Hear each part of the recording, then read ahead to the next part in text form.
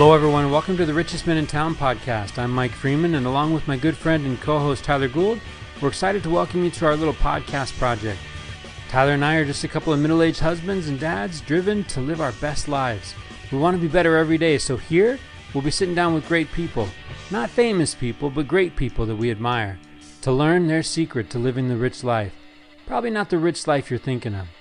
Our guests come in humbled and surprised at the invitation and hopefully leave feeling proud and grateful, realizing just how good they really have it. So pull up a chair, stay a while, and raise a glass with us as we toast our guests to the richest men in town. Mike Freeman, if there's one thing we can count on a Thursday night, it's recording a new episode of The Richest Men in Town. And tonight we had Mark Mendenhall here with us tonight. He tells us of a life that is rich, right? We get this every week with our guests, but every rich life gets there in a different way.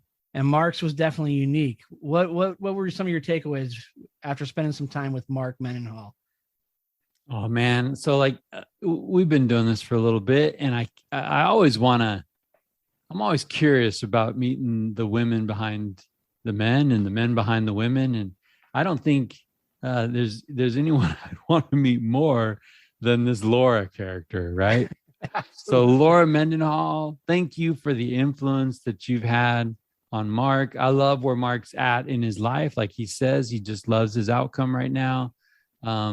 But as is the case, when you start asking those questions and you start realizing that, hey, Mark's acquainted with some things. Mark's acquainted with some struggle. Mark's acquainted with some difficult chapters, right? And some challenges. He gets real with us and he lets us in, right? He's in the service of God as a bishop, and he gets some economic downturn and he gets angry. Yeah. And I love hearing about that because I can relate to being angry sometimes. Yeah. Right. Absolutely. I can relate to highs and I can relate to lows. And he gets real about growing up. Gets emotional. I love when they let us in, right? And he talks about the love that he has for his siblings, the love that he has for his parents. And yeah, things weren't perfect, but guess what? Newsflash, right? Yeah, they never. None of this right? is perfect. That's right.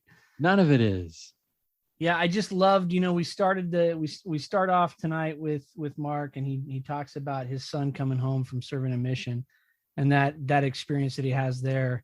And we kind of quickly transition into his. It just spins, right? It goes right from into there it, right? into like, hey, take us back back in the Wayback Machine, right?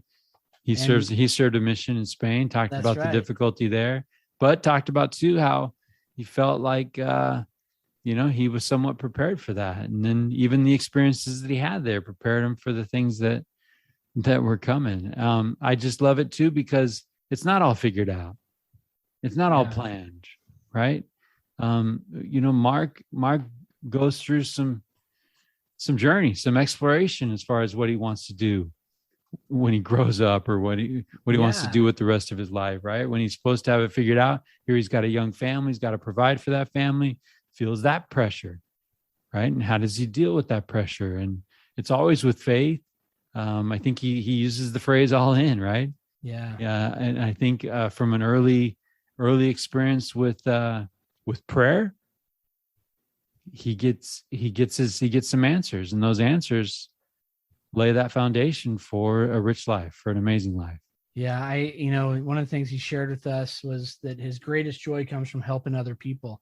And it's evident, right? I mean, this is a person who is living a rich life, and that rich life is about reaching out to other people and lifting them up. Yeah, it's almost like, sometimes we ask our guests, everyone's dealing, how do you deal? We didn't have to ask that to Mark. Yeah. Mark revealed that to us, right? Yeah. He deals by ministering, by reaching out to people. I mean, it was a fun night. Look, we laughed, we may have cried, but there were good times had tonight, man. It was, it's almost like it's not Richest Men in Town if we're not tearing up a little bit. That's right. Yeah, that's right. We're just making grown men cry, Tyler. Well, it was a fun night, Mike Freeman. I hope that right at the heart of what this is all about. yeah, Mark Mendenhall. absolutely. Yeah, I think that if you had to sum up what the richest man in town is about, just listen to Mark Mendenhall's story, take some notes, do some things. You know, Mark talks to us tonight about putting one foot in front of the other and just keep on moving. And to our guests, if we can be committed to that, putting one foot in front of the other, trying to become a little bit better tomorrow, boy, where things are going to look a lot brighter for us. Mark Along the that way, picture for us. yeah, along the way, grab your phone and text somebody. Oh, I love that. Right? I love that advice. Just text somebody. Yeah. Say, hey, thinking about you. You all right? Yeah. So to our guests, enjoy your time with Mark Mendenhall on The Richest Men in Town. Life, man. There's a lot. There's a lot. It's bouncing around in my noggin these days. Yeah. Yeah. Well, lay it on me, man. Well, Wild at Heart, shout out to John Eldridge. Wild at Heart's got me thinking about just being a dad and the intentionality and like, what am I transferring? Without getting too, I'm not going to throw out names, but I had an opportunity to connect with some coworkers recently this week just to kind of get back to humanity, right? Yeah. Not like vaccinated and unvaccinated and mandated testing if you're not vaccinated. Just like, hey, can we get together and just like talk about us as people? And man, she shared with me a conversation that she had with her mom as her mom was dying, and her mom said, I'm sorry that I'm not going to be around to teach you the things that you need to learn to be a wife and a mom. And I'm reading Wild at Heart. I'm having these thoughts and feelings about my own kids and my own performance as a parent, and then that happens and I just start kind of weeping. Here's a funny story though. Here's a funny story, Tyler. I get a little upset and I'm thinking, okay, I gotta have some conversations with my son. Right. So my son's busy. It's powder puff week. He's got powder puff practice. He's got a job. He's got stuff. I got stuff. Right. So like, how is this going to happen? Well, he goes out and does some shenanigans with a friend. And those shenanigans basically end up with his phone landing on a lawn somewhere. And he comes in, long walk of shame. Mom, Dad, can't find my phone. Mom pulls up the Find My Phone or whatever, the app, and boom, we got a location. I was like, Abe, let's hop in the car. Let's hop in the car and go get this phone. So we hop in the car and the phone starts moving on the map, right? Yeah. So I call the phone and this girl answers like, hey, I found the phone. I was trying to get it to the owner, but they took off. I was chasing them down and they took off. It's like, hey, where are you at? We'll come get it. And he just felt bad. He felt stupid. He felt like he shouldn't have been doing the shenanigans he was doing that led to the losing the phone in the first place. And I was just like, hey, I love you. You're 17, right? These things kind of happen. You're enough, man. You're enough. Your mom and I are so freaking proud of you, right? We're proud of the young man you are.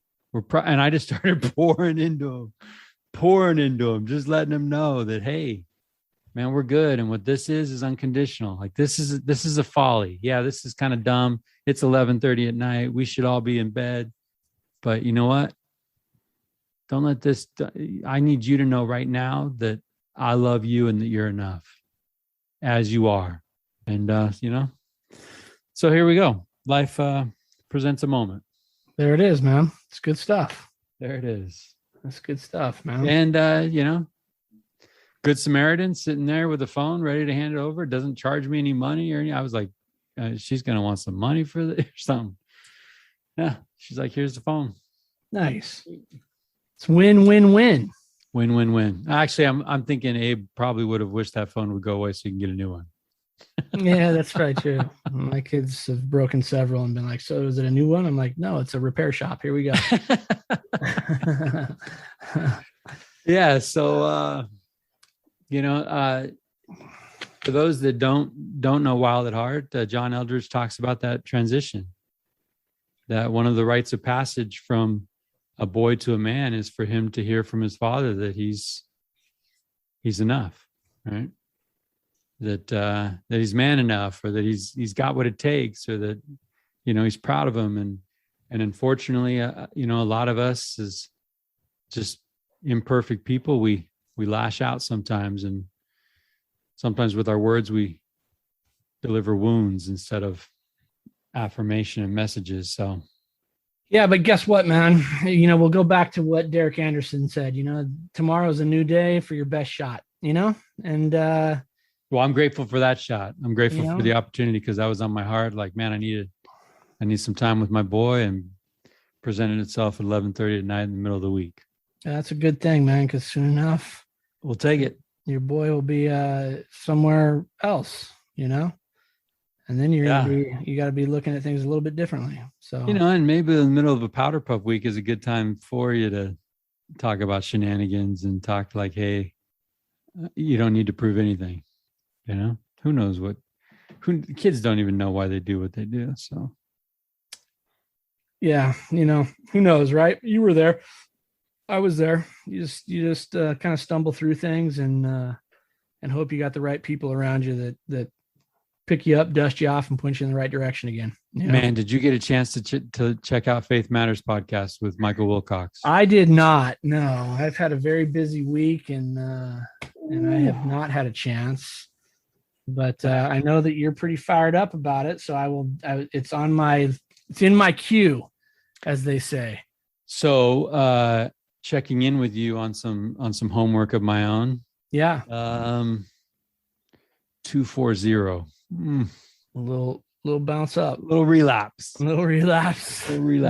But called life insurance, and we're talking to an agent to double the life insurance, and we'll get some plans, and we'll get a medical physical. So kind of check.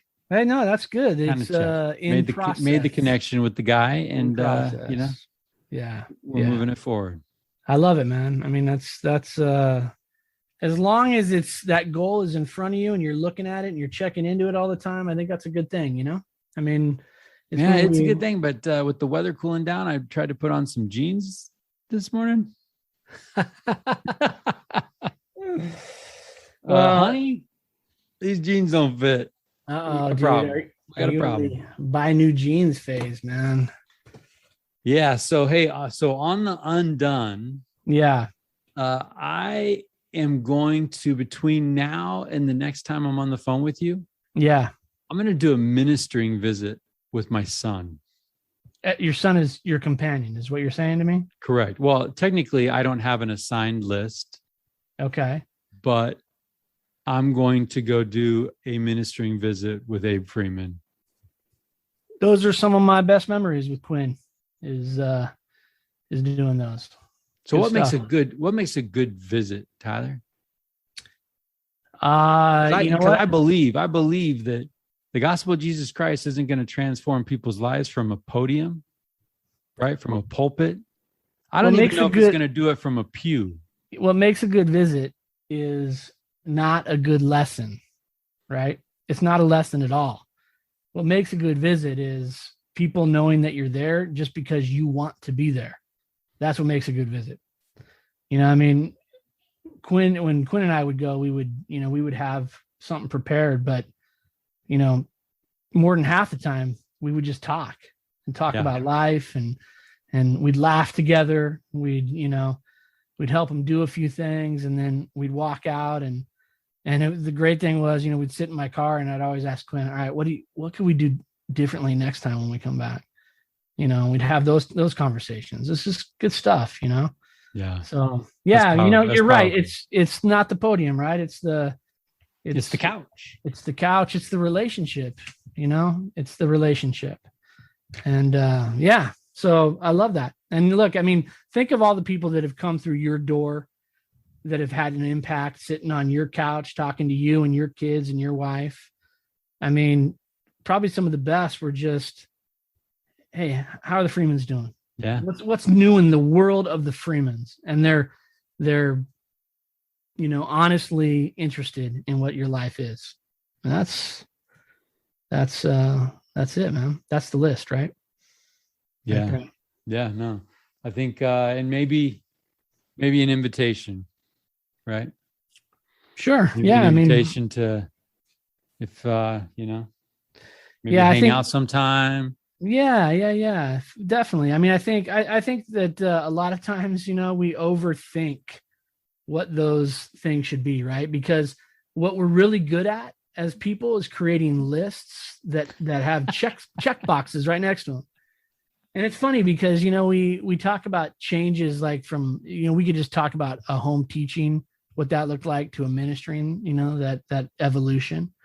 The home teaching had all these check boxes, right? And we evolve into ministering, which has less check boxes. It's right. It's just more about the connection. But as a people, we say, okay, we're getting rid of these check boxes. I'm going to move over here and I'm going to create these new check boxes for this new thing. And it starts to morph back into the old thing. So Yeah, I think we add these layers, right? Right. We start to overcomplicate the things, and when you think about, how the Savior taught, right? It wasn't going in front of a group of people and pulling out a book and sitting down and saying, let me check these things off and we're going to get these points across. It was, where are you at right now? Okay, this is what we're going to talk about then right here, And I think that's the and honestly, that's the power for not just the people you're talking to, but that's the power for you, for me. When I come out of there edified, when I feel like I've built a relationship or strengthened a relationship or started a relationship.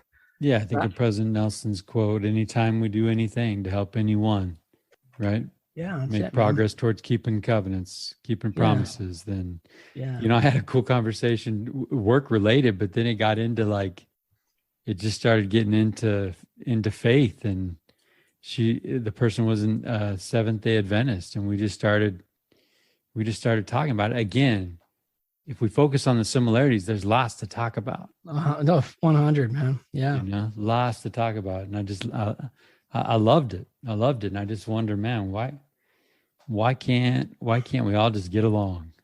Yeah. I was talking to someone the other day, and they kind of, they know I'm LDS, and they cracked a joke about Jehovah's Witness, and I said, hey, you know what? When I was living in Ohio, serving as a missionary, some of the best, most spiritual conversations I've ever had in that 2-year span was sitting on the porch of one of the best Jehovah's Witness guys I've ever met. And we just talked about the gospel of Jesus Christ. And man, I loved it, and I think, man, those are some good people doing some good things. So you're right. Yeah. We try to find all the things that we think are the differences, but man, there's a lot of stuff we're way more similar than we are different, aren't we, Mike? Well, I'm going to give you some homework. Faith Matters with Michael Wilcox. It's queued up, man. He's going to blow your mind. I'm going to drop this in the show notes, and we can get together and chat about it next week. All right. It's queued up. I was hoping to get it done before this show, but it is queued up and ready to go. So yeah, well, it's going to be a treat for you. And the idea is that God's talking to everybody. That's it, man. Right? God's talking to everybody, and He always has been. I believe that 100%. Yeah. You're gonna love Michael Wilcox, man. We gotta get that guy on the show. I'm excited. Michael Wilcox, where you at? Get on. Come on. He's kind of big time. He's kind of big time. I'm not saying we're not, but we might have to step up, right? I don't know how much higher I can step up, man. This is pretty dang good right now. And hey, I'm just gonna come out and say, I know you're a Jordan Peterson fan. I love Jordan Peterson, man. Man, I think he's too smart for me, man. I try. I'm catching some of his stuff, and it's like I gotta back up. Yeah, I mean, he's got stuff that I've read that. I'm the same way. Like, I'll be reading Jordan Peterson, and I have to put it down and literally lay down. Be like, wait a second. What's he saying? And it's some good stuff, man. I mean, I'm a big fan. I think he's 100 times smarter than I'll ever hope to be. That's for sure. Yeah, I'm loving. I got Beyond Order, 12 more Oh, rules for life yeah. in the pile. Okay. Yeah. It's a big pile, man. It's a big pile. Yeah. My pile is growing as well. But Who do we got tonight, man? Talk to me.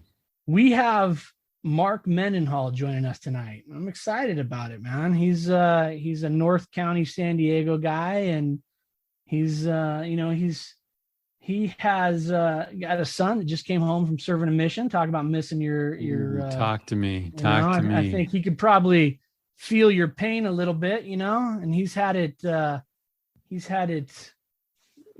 remedy here with his son coming home. But yeah, I mean, just a good person and a good guy and just a genuine guy. I mean, somebody who Mark just is one of those guys he's a guy that does the right thing all the time. Well, I could benefit from a couple hours hanging out with a guy who does the right thing. Yeah, me too. I mean, that's why he's on here, right? Because I'm trying. Yeah, I mean, another pre-show from Disneyland. I think we've had a Disney World. I think we had a SeaWorld. SeaWorld and Disneyland. We're covering the theme parks of Southern California with our pre-show calls. Well, how about we let him in here? What do you say? Let's do it, man. Let's open the doors and let him in. All right. I am dying to know. Here we go, right? I'm coming in. It's Thursday night, and there's this guy named Mark Mendenhall that I've never met. Right. And because you know him, he's about to change my life. That's 100% what's going to happen tonight. It's going to happen. I don't know in which way it will happen, but it will happen, dude. No pressure. Mark Mendenhall, welcome to the richest man in town. How are you, brother? I'm doing fantastic. Sorry about that little technical difficulty on that one. So that's not even a technical difficulty. Yeah, we can teach you a thing or two about technical difficulties. Mike and Tyler, it's good to be here. Thanks so much for having me on the show. Yeah, we're excited that you're here, man. How are things in the Mendenhall home? You know what? Things are awesome. We just got our missionary son back this past, let's see, how long's it been now? It's been over a week now. Yeah, week and a half. He's been home, got back from the Colorado Springs mission and gave his homecoming talk already. So wow. They didn't waste any time. Come home, get it done, man. Yeah, get it done. I will say on a side note that he already went on his first date last night. So hey, now I love it, man. Let's get back to life. Next mission, right? Next mission. That's right. Date with purpose, right? Yeah, that's right. So hey, Mark, is this your first missionary coming home? Yeah, it is. Yeah. So James is our oldest, is now 21, which I can't believe it. But yeah, so James is our first. And I'm sure we made a lot of mistakes on the way trying to figure out with the first, right? And then we got David, who's 19 or 18. He'll be 19 in October.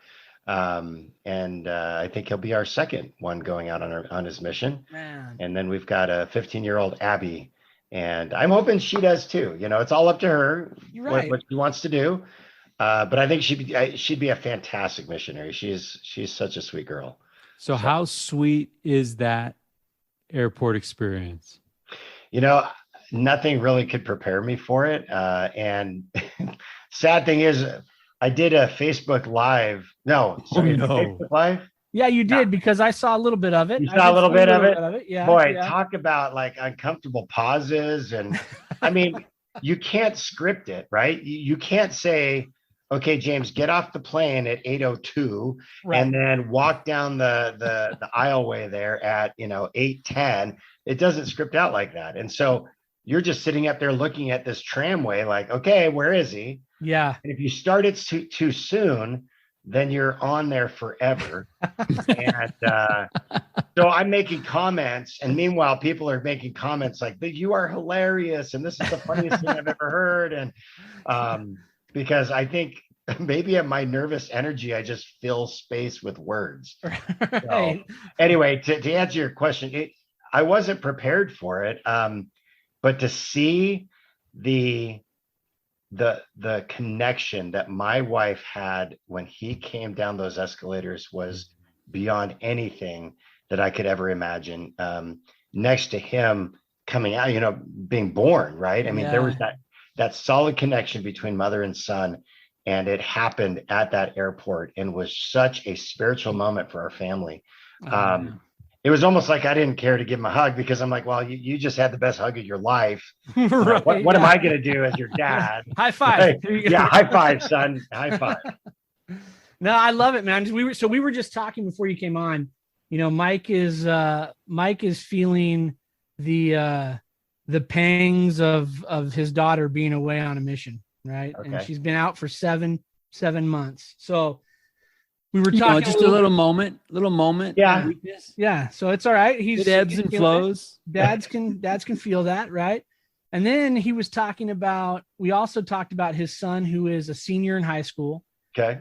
And he's, Mike was telling me how he had a chance to pour into his son a little bit the other night and have some good conversation with him. So I'm curious, Mark, looking at where your son coming off of that tramway, right, and walking down and falling into mom's arms. Yep. Talk a little bit about that process of getting James to that point, coming down that tramway. So, wow, that's an amazing question. And we're talking, I mean, are you talking about going way back? Like, yeah, I'm talking we talk about, Mike talks about pouring into his son. And look, I know Mike, I've known Mike a lot of years. Yeah. And Mike's probably poured into his son hundreds and hundreds of times. Right. So yeah. I'm curious, in your perspective, you're obviously you're beaming with pride at that moment. Oh, right? yeah. He's coming home. But I think if you hit pause for a second while he's on that escalator and just thought about all the times that you spent, right? It's an incredible moment. James and I kept talking about it, that it's this surreal moment. And, did I have like this pause in time that you might see in the movies, right? Where they're coming down the escalator and all of a sudden time stops and your world switches around and all of a sudden he's aging backwards the time that he was born, right? Yeah. I mean, you get the flashback montage, right? Yeah. And that question that you posed just kind of made me think of this. And going back, James, and I would say this about all of my kids, they came with this awesome disposition. I just prayed that I didn't screw it up, right? Like I was praying to Heavenly Father, just let me help me guide these kids. And James has this big heart. And I remember going on campouts with him. I remember going and visiting a sister that was in a skilled nursing facility.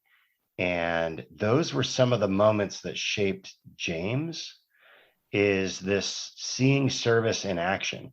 And again, I'm not tooting my own horn because, I've had plenty of, I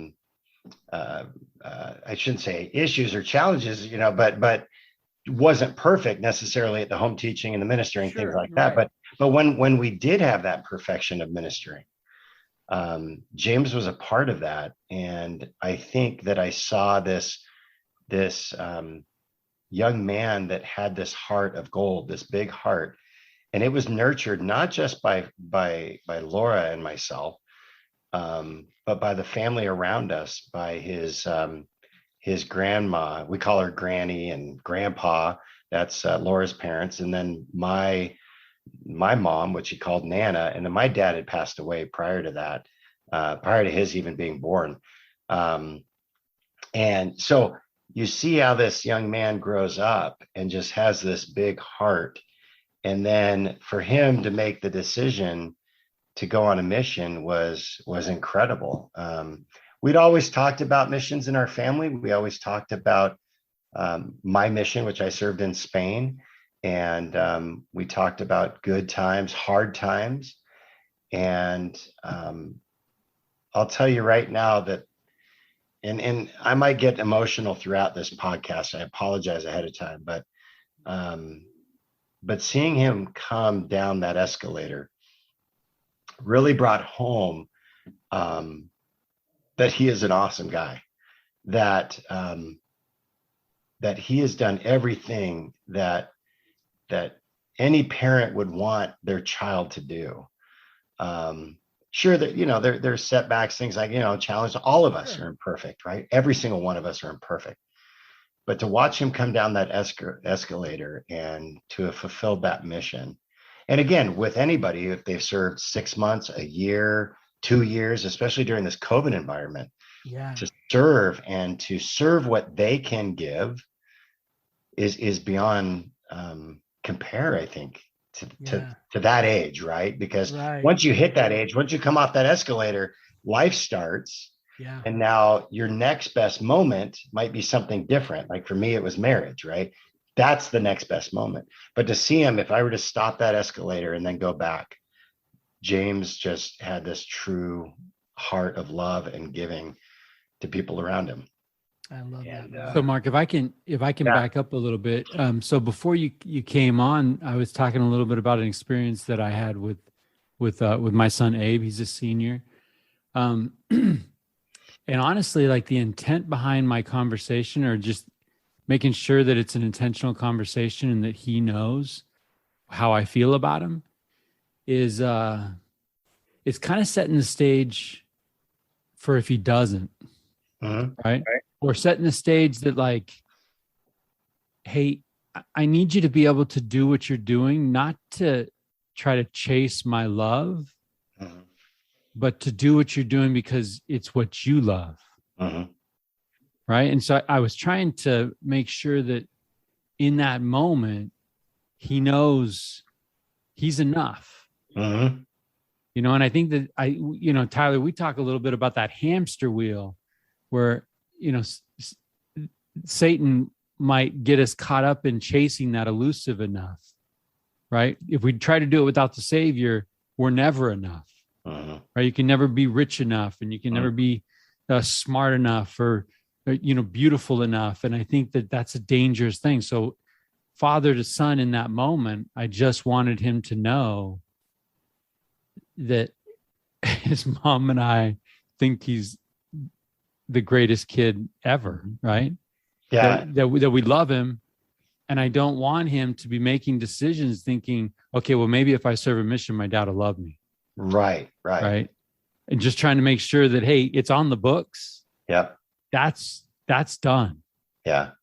And if you don't, dad loves you, right? Yeah. Mom loves you. And I think that that's a challenge sometimes. I don't ever want to be looking on that escalator and thinking maybe he's doing this for the wrong reason.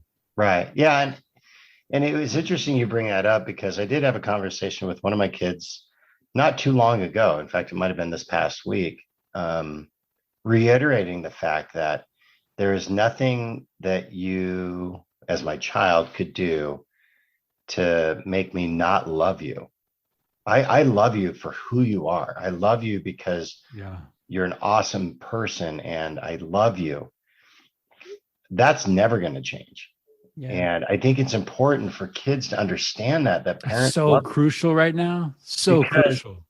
Because where do they go to find that love? If they have a misperception that parents don't love them, where do they go next? What do they do? And they will. Right. Yeah. They will go do something. I mean, love and that need of sense of belonging is going to be one of those Maslow's basic hierarchy needs. Like, it's going to be one of the foundational things. And if they don't get it from you, right, they're going to be looking for it. Right? And that, it's interesting because I'm a wise old man now, I guess. No, I'm not. But that's better than grumpy old man. Amen to that. But if you think about this, so I've been married for 28 years this year, and James is now 21, and so and we have 3 kids. So I know I have a lot of friends that have more kids than that, but maybe in the very beginning, I loved just because they were my child. I just loved them. But parenting is this aspect of learning from our own mistakes as parents, right? What did I do? What could I have done different to help that child? What could I have done different in my disciplining or in my praise, right? Do I withhold my praise? Do I not? And I think now where I'm at, and again, my kids are older. My youngest is 15 or 16 now. I, I feel like I'm in a good spot as a dad where I kind of get it that, you know what? Hey, I'm here to help you make course corrections. I'm not here to put an iron fist down and trash you and make you feel horrible about yourself. But I'm here for and isn't that what God does with us? Course So correction. It's not necessarily the iron fist that, all of a sudden we're being cast out, but the arms of love are put around us saying, I'm here for you. I love you regardless of what you do. And, I sent my son, Jesus Christ, to pay. Because I knew what you would do. You're going to make mistakes, right? Yeah. So how do you balance the right? We want to convey that message that, hey, we love you no matter what, right? That the love here in the home is unconditional. And then how do you balance that with the expectation that you have for your kids? Yeah, I think it can be I think it can be paired together. Yeah. We early on would set the expectation with our children that, when we're going to have family dinners together as often as possible. That was one thing that I had growing up, at least that I remember, having family dinners. And I felt that it was important to have that connection. There was always an expectation that we go to church, that every Sunday we put on our suits, and the expectation, and it wasn't forced. There's a difference, I think, between forcing and guiding, right? I think that's important. I like that. Understand that there is that aspect of things that we need to, help guide, give the push, right? Just to say, hey, this is what we do. This is how we do it, right? As a parent, we show our kids. And so I would always wear my white shirt and tie and my suit. I always made sure that, that I had my tie on, that I had my suit, and I had my boys in that. And you set the expectation early on, and hopefully it sticks. So church was an important thing. Every week we would go. And so I just, I always wanted to have that, setting that expectation of what we do. And it was part of love, is like, this is us as parents teaching our children, how do we do things? And it starts early. Yeah. And I love that. So I'm going to bounce around a little bit off the script a little bit here, because I think that, right, you set the expectation, you model that behavior, right? Or that what you want your children to learn. And then the hope is that it eventually becomes theirs, right? And not yours. So exactly. So let me ask you that question. Like, when in your life, if we can tumble back a few years, I don't know. When does might have been yesterday. It could have been yesterday. It could have been 5 minutes ago, right? Whatever. But when does that become yours, Mark, in your life? Did you grow up with faith in the home? Did you have that modeled for you? I did. And so we only have 2 hours, right? Because, this will take a lot longer. We got a lot, as long as we really, whatever. We could do a 3-part series. Yeah, that's right. Yeah, I don't know. You may not want that one. Let me rewind to my childhood, right? Okay. And because to me, there were a lot of significant events that happened, and I apologize if I'm going to tear up, but there were a lot of significant events that happened in my life as a child, and a lot of important people that came into my life that helped me and helped shape me into who I am today. And I'm not unhappy with the person that's in the skin, Yeah. I might have too much skin, but I but Well, I'm Mark, not, let me just set the stage for you. yeah. Before you came in, Tyler, we were just talking about how excited we are to have the opportunity to listen to you, and Tyler kind of introduced you as a guy who always kind of does the right thing, right? So Yeah. no pressure. Yeah. Don't prove me wrong tonight. Oh Mark. my goodness. Yeah. Yeah. We all make mistakes, right? I mean, I think that's a great introduction. That's a you must be doing something right for Tyler to be able to Tyler. say that. Not that Tyler's Tyler. judgment of right and wrong is It's Right. 100% on all the time. Right. But it's commendable. Yeah. No, I came from, and again, I'm going to give you my perspective. I'm the youngest of 5 kids in the family. Okay. And when I say the youngest, I mean 8 years. I joked around that I was the accident of the family, that I was not planned. I still to this day don't think that I was a planned baby. But I think, and my siblings had talked, and I think my mom had talked about this too, is that I came at a time in my family's life where they needed a baby. My parents struggled with their marriage, got married at a young age, had a kid right away, like literally right away. And so they kind of got swept up into this. And so, after 4 kids and this new one comes along, and, I think, I don't want to say that there was expectations on me, but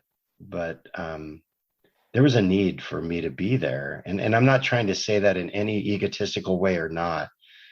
But looking back on it, did you feel that as a young? I don't recall it. I don't recall it. I think looking back now, maybe the hindsight aspect of it. But so I came into this family, and I'm the youngest by 8 years. 8 years was you're on an island. Right. I'm on an island, I've got you're a chore for your brother. Exactly. So I've got my siblings. I'll tell you my siblings. So Debbie's I hate calling her the oldest, because she is the oldest, but she's got such a young heart, and she's so sweet. So there's Debbie, then there's Kim, and then there's James, and those 3 went boom, boom, boom, like 1, 2, 3. And then maybe a little bit later, a couple years maybe later, Michelle came, and then 8 years later, and I came, and each one of those 4 played a significant role in my life. I don't know if they know that.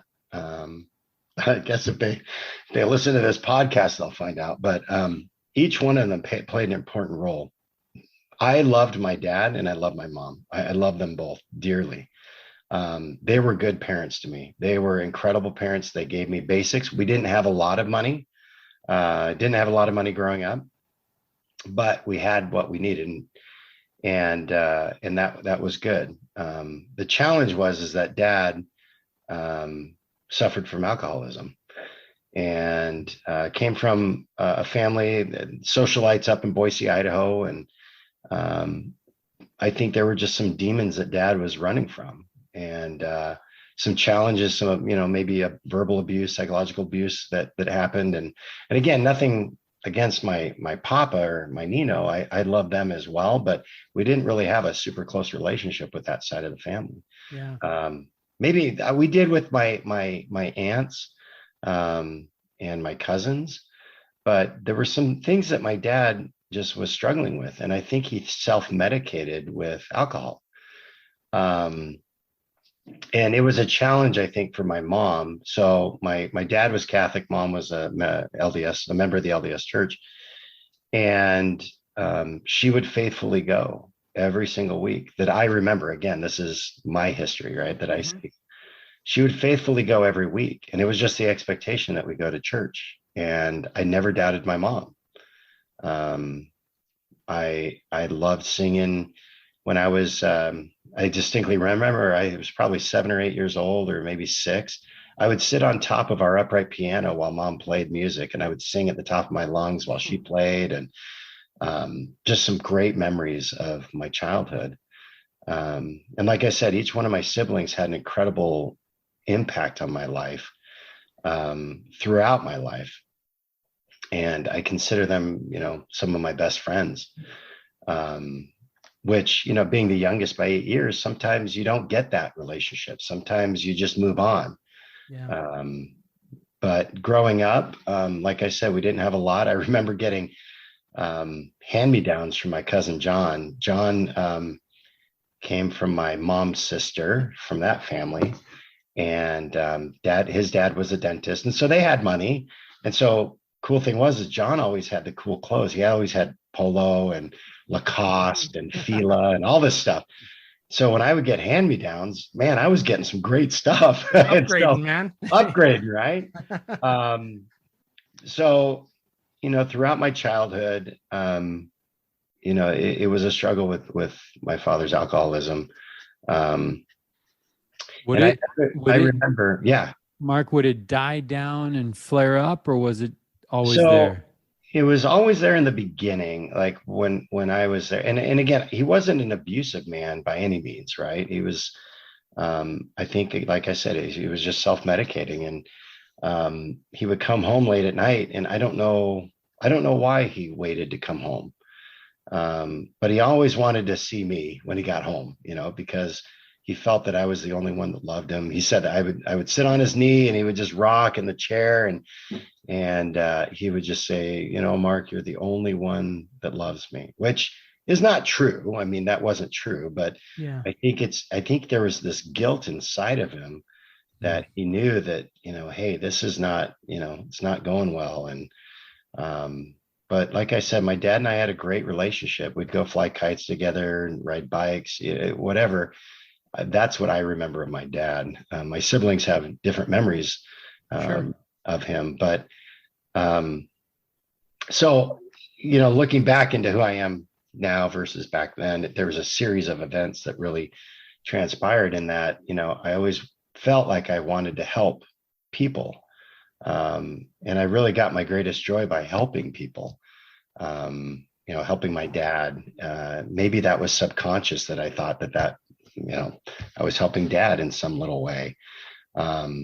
But I was always taught about service as well. My mom was a big person on service. In fact, the joke is that whenever she would bake cookies, at least this is, again, going back to my history, we could never eat the first batch of cookies because those were going to be for somebody else. And if there were some left over, then we would get them, right? So, but mom served faithfully in all of her callings, and it was neat. And so as we moved to this was Northern California, and as dad got older and I got older and siblings started moving out of the house, pretty soon I had this awesome opportunity that it was just me and my parents. Everybody had gotten married and moved along. They started having kids of their own. And so I got to see my parents in a very close and intimate way. There were still arguments, and to this day, I don't like arguing. I don't like loud arguments because it brings back some memories with my parents that would just argue. And I think it came back down to money and dad's alcoholism. And but I noticed that as I got older, dad's drinking got less and less. And again, maybe he hid it from me, maybe he didn't.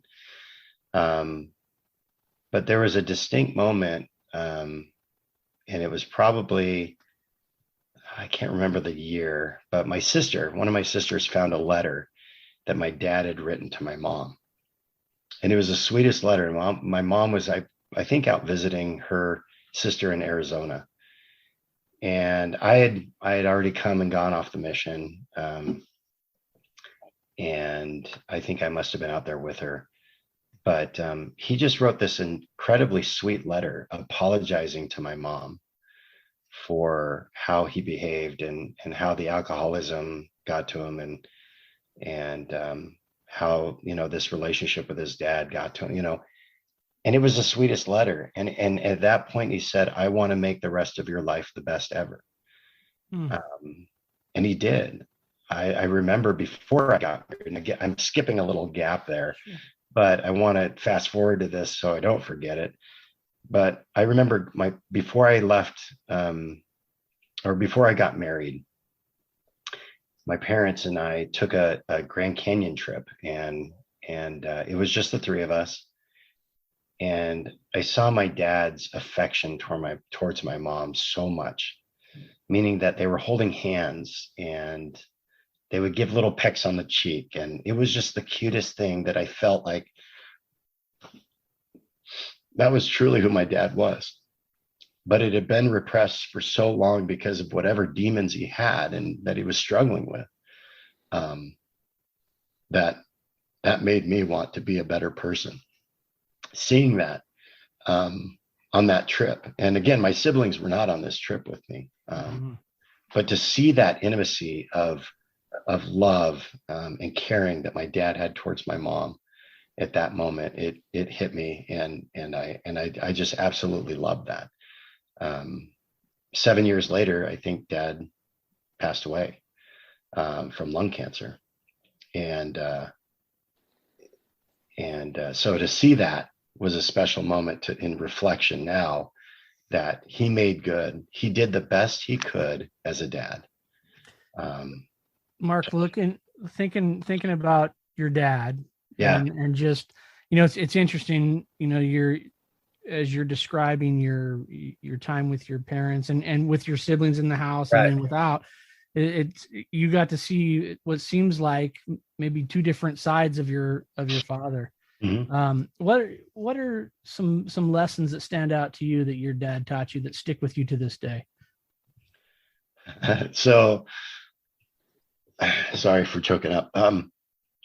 So some of the lessons that I learned, and this was kind of throughout my life, probably, I shouldn't say throughout my life, but it's probably when we moved to San Diego, which was in 1980, 1981. My dad, again, struggled with a lot of self-esteem. And so he would immerse himself in these self-help books and positive mental thinking and positive mental attitude. And so he wanted me to share with him, right, of those things. And he wanted me to have part of that. Still remember this book he got me. It was all on tape. Remember tapes, cassette tape. So we'll put that in the show notes. So yeah, exactly. Yeah. What is a will cassette tape? So he got me this book, and it was called Flying High, right? And it was this eagle in this backdrop of a blue sky. I still remember it distinctly. And it was specifically for young adults or young people on positive mental attitude and the power of being positive, because I think my dad was just he read Og Mandino books. So he gave me this cassette set of positive mental attitude tapes. I used to listen to them, but I'd lose interest. I was a teenager at the time, and I'd lose interest, but then I'd pick them back up, and then I'd lose interest. He bought me some Og Mandino books. If you ever have a chance to read Og Mandino, OG Mandino, just an incredible author, Christian author, but a lot of great self-help, great stories, how he would put them into stories. And he shared those with me. So those are some of my foundation of positive mental attitude and positive belief and positive speak. Now, I'm not saying that I haven't, that I've always done that. I haven't, right? There's been times when I had negative speak in my life, but those are lessons that I learned. Now, fast forward to when Dad was dying with cancer. Dad had this cartoon, this little sketch, a drawing of this bird, and there was a toad in the bird's mouth, and the toad had his arms wrapped around the neck of the bird, and it says, "Never give up." And that was Dad's mantra, was that he wasn't going to give up. And he beat lung cancer. I should say he beat lung cancer in the beginning. And they removed part of his lung. He got radiation, and he was on a on a good path, and he got 7 years of great life. And then it had metastasized to his brain, and that's ultimately what had killed him. Got a surgery for that, things like that. But I do remember my dad having that attitude of, listen, I'm not going to give up. I'm going to try everything that I can. And he didn't. And I was there with him to the very end. And when someone passes away of cancer, does not mean that they gave in, right? It's a different thinking. It's a different mindset, that they never gave up. They always tried with their hardest and their best. That's how I view that. Because of my dad, and he never gave up, in my opinion.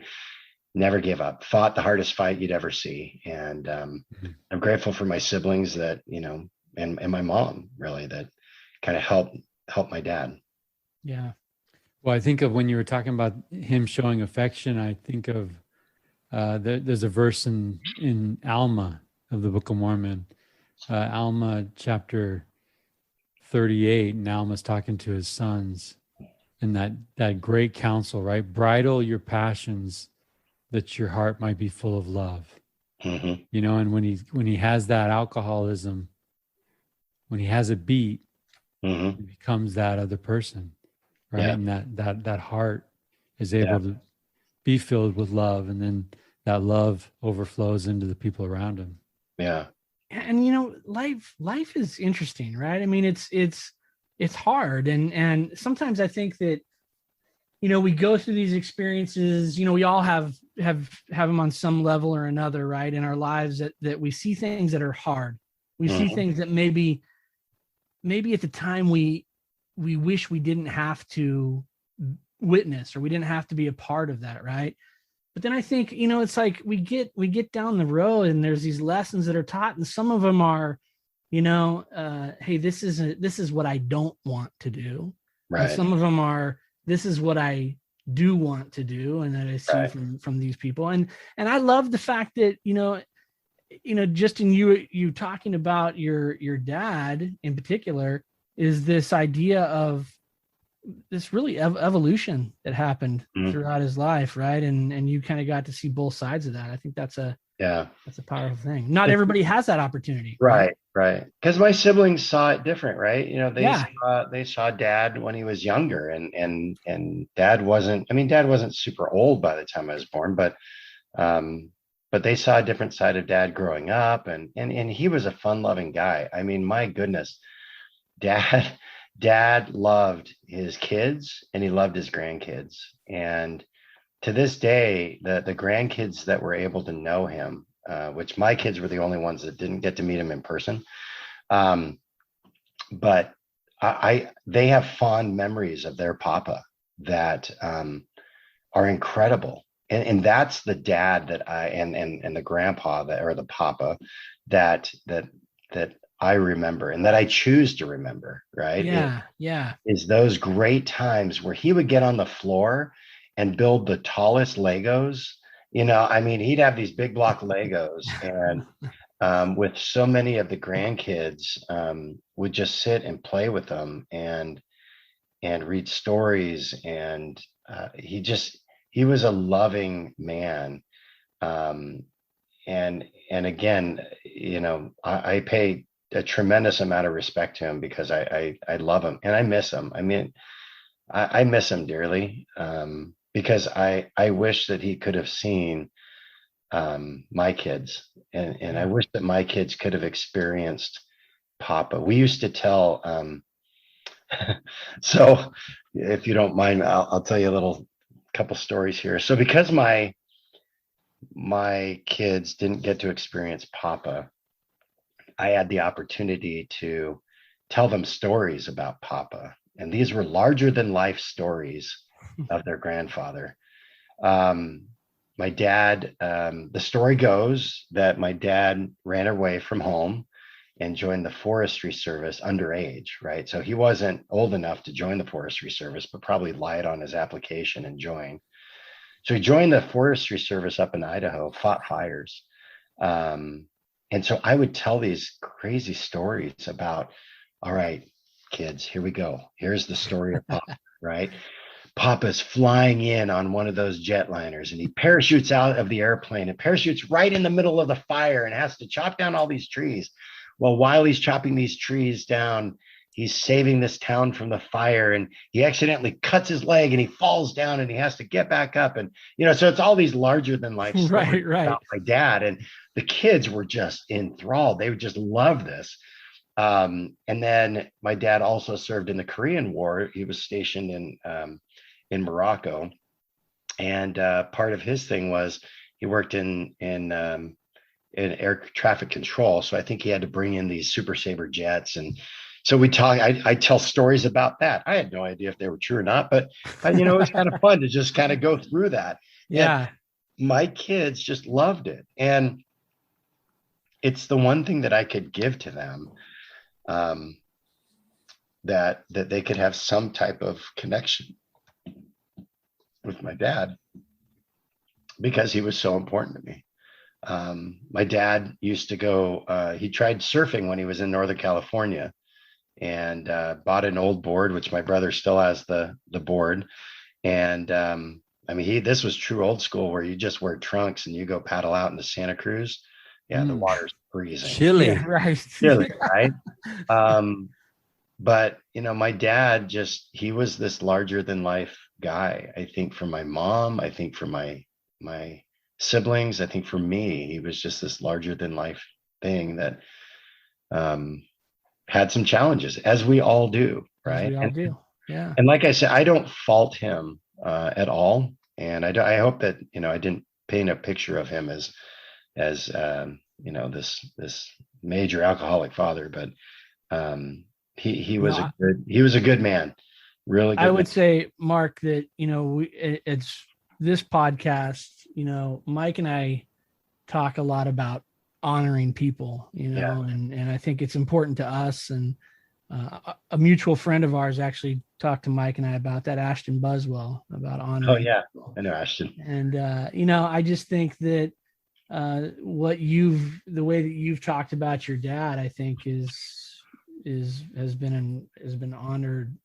It's been great to hear that. I think that, like I said, we all look back at ourselves in the mirror. We can look at the people that surround us, and we can see their flaws, right? And we can see our own flaws, but it's not often that we get to see sort of the evolution, right?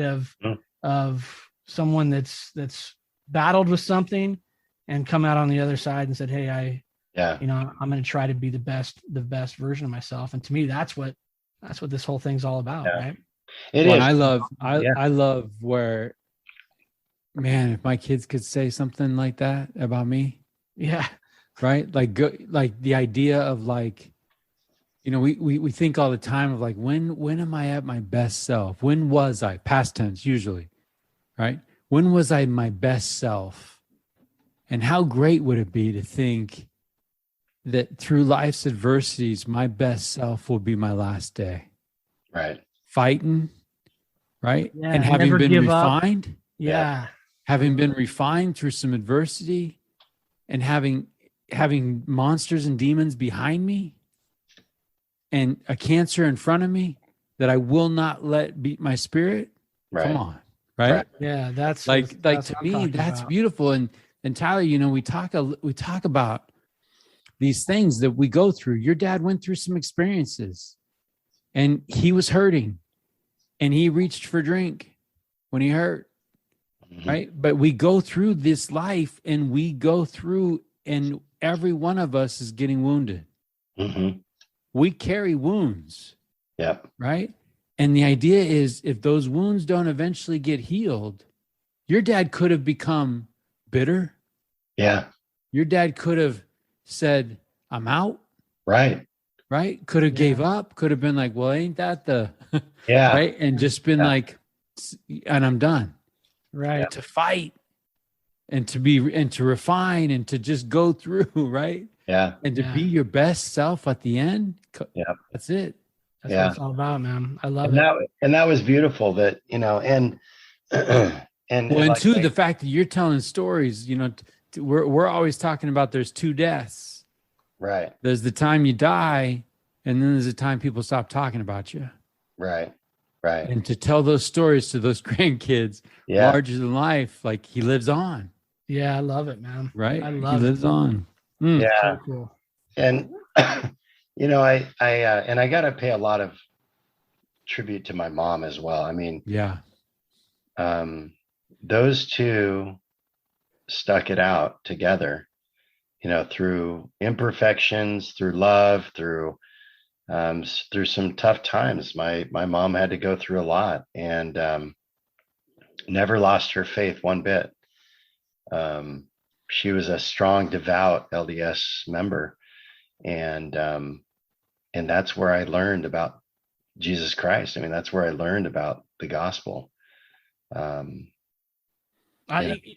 and I want to ask you about that, Mark, because you talk about mom taking you guys to church on Sunday, Yeah. right? It was the expectation. We're going to church. That Right. sound familiar, Tyler Gould? Oh, yeah. As you're talking, I'm like, dude, welcome to my life, man. Right? I mean, there was kids crying, being drugged into the pews on Sunday by my mom, and it was an experience, right? but I'm curious, when does that become not the exercise that mom makes you do on Sunday, but when does that become your faith and not mom's faith? And that's a great question, because all of us are different, right? So I have 5 siblings. And so for me, and again, I'm just going to talk about my experience with this, because this was a pivotal part in my life, is that, I went to church because mom went to church, right? I just trusted mom. Mom must know that this is the right way. I did not doubt, because my mother knew. knew. My mother knew. And it goes back to that. Because, my mom did know, and she had a strong testimony, and she came from a family of believers and who had the gift of belief, right? And I think that that's a gift. Oh, absolutely. That no matter what's going to happen, she's believing, right? And so she came, her mom was the sister of Elder David B. Haight. And so we would go through family reunions with the Haight family reunion from when I was little until, I can't remember when we stopped going. But there was always this foundation of faith. And I felt something when I was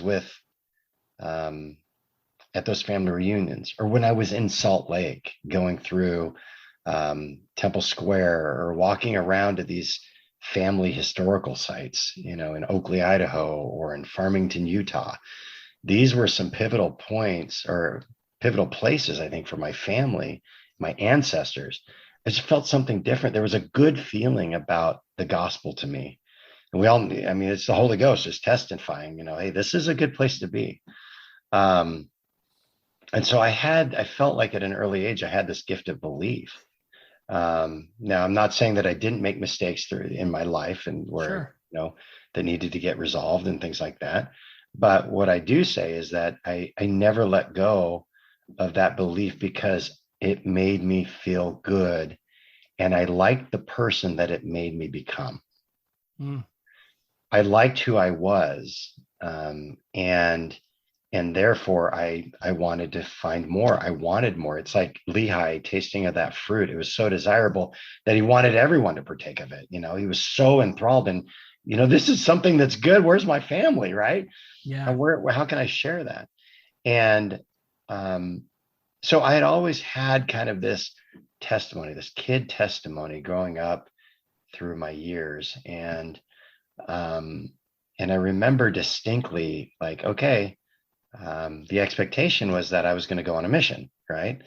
And again, my dad wasn't a member, mom's LDS, and I could have just said, yeah, I'm not going to go, right? But there was this draw to this for some reason of, I think that this would be a really good thing. But I need to know that this is true before I go out on my mission. And I still remember that, I'd gone through seminary and things like that. And read parts of the Book of Mormon, and read through the Book of Mormon, Sure. but I didn't really dive in, right? And so my conversion story kind of happened in an apartment where my parents and I were living. My brother was so cool. He moved back in to this apartment with me and my parents to spend time with me before I left on my mission. Oh, wow. One of the greatest experiences, and I would think one of the one of the times that my brother and I had always had a good relationship, but man, I've never connected more with him than I did during that time. I have since, probably, Sure. but anyway, we shared a bedroom. It was a 2-bedroom apartment, and he had gone off to work, and I was laying in bed, and I just finished up the Book of Mormon, right at the end. Moroni, all done, closed the book, and I said, well, I better find out that if this is true before I go on my mission, right? I better kneel down. I always felt it was true, but let me have that personal conversion. So I knelt down. I kind of swung my feet out, got right on my knees, and I just prayed for, I don't even know how long it was. And I just prayed for that confirming spirit that, you know what, this is true. And I got it. And from that point on, I was like, all right, I'm doing this. I am all in. All my chips are in the gospel. And this is what I'm doing. And this is who I'm going to become, because I like who I am. I love my Savior, Jesus Christ. I know God has a plan for me. And I know the restoration of the gospel is real. So if I've got those things in my life, why wouldn't I want to just be all in and not look back? And I went like that. I flew up to Salt Lake a few months after that experience. I flew up to Salt Lake. My grandparents picked me up. I was set apart by Elder David B. Haight. It was a great experience. One of the ones that I'll remember, right? Yeah. And then my grandparents dropped me off at the MTC, and I remember going in there with them, because this is when they didn't just drop you, right? You got to go in there. You go in the room and everybody cries and all. Oh my goodness. Yeah. This one, we go in there, we have this introduction, all this other stuff. They say, okay, parents and grandparents, say your goodbyes. We said our goodbyes. And you guys, there was this refiner's fire of conversion that happened to me in that MTC over the next month to 2 months, because I was in there for 2 months. I went to Spain. That catapulted me even further than I was before. That I knew for a surety that this is Christ Church, that this is where we need to be. And again, like I said, I was all in. And from that time on, now I'm not saying that I didn't make mistakes on the way. Sure. But that's where my testimony resides now. And it's continued on, right, with my wife and I and my kids. And I love it. I love how this just has brought just so much happiness and joy in my life that it's beyond compare. I love hearing about it, hearing you talk about it. And Mike, it reminds me, I think you and I had a conversation a few weeks back just about the idea of experimenting on the word, right? We just take that one thing and let's experiment on that thing and see what happens. And I just think about how you describe that. I mean, that's exactly what comes to mind, right? Mm-hmm. I'm watching mom do this. I believe in my mom. I know that she's doing the right thing, and eventually you start taking those things and making them your own, and right, and finding the goodness in those things. I think that's But I think that the goodness, I think of like of Ether chapter 4, where it's like, how do I know what's from God and what isn't? Mm-hmm. And the idea of, if it's good, right, if it invites us to do good, it entices us to become, like you said, I love who I was becoming. Mm-hmm. Yeah. Right. I'm walking around and I'm feeling these things, and these things are testifying to me that, and it's swelling in my chest. Like I can feel this thing is growing. This thing is true. And I think that truth, I think that those things are not necessarily just in the Book of Mormon or just Right. in general conference, right? I mean, Right. there are, we joke about Field of Dreams. We joke about things that for whatever reason have elements or principles that are true. And That's no joke in Field of Dreams, man. That's no joke. But they invite us to do good, Yeah. right? And if we fill our lives with those things, we're going to become somebody that we'll love, right? We're going to become somebody that is good, not perfect, Right. Yeah. but we're going to become more and more like the Savior as we fill our lives with those things that point our hearts to him. And I want to, shout out to my dad as well, that he grew up Catholic. And he's had faith in God. And I knew that. And I knew that he had faith in Jesus Christ. And when it was his turn to pray over the food and dinner time, he did, right? And so he didn't shy away from letting us know that dad had faith too. Yeah.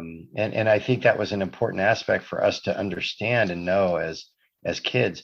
Dad's church, what I remember was, I don't know if you ever heard of Robert Schuller, but Robert Schuller, great positive thinking, would bring Christ But my into mom's it. a huge Robert Schuller fan. He is a great man. I mean, and again, Tough times never last. Tough people do. Exactly. Crystal Cathedral. And what an amazing, that was my dad's church, that he went there. And because again, it made him feel good. And so I'm grateful that dad had also added to my mom's foundation of faith. Well, let's be real, Mark. You needed that boost at the MTC because you're heading to one of the hardest places to preach the restored gospel of Jesus Christ, right? And I think it's awesome that a son of a Catholic father is sent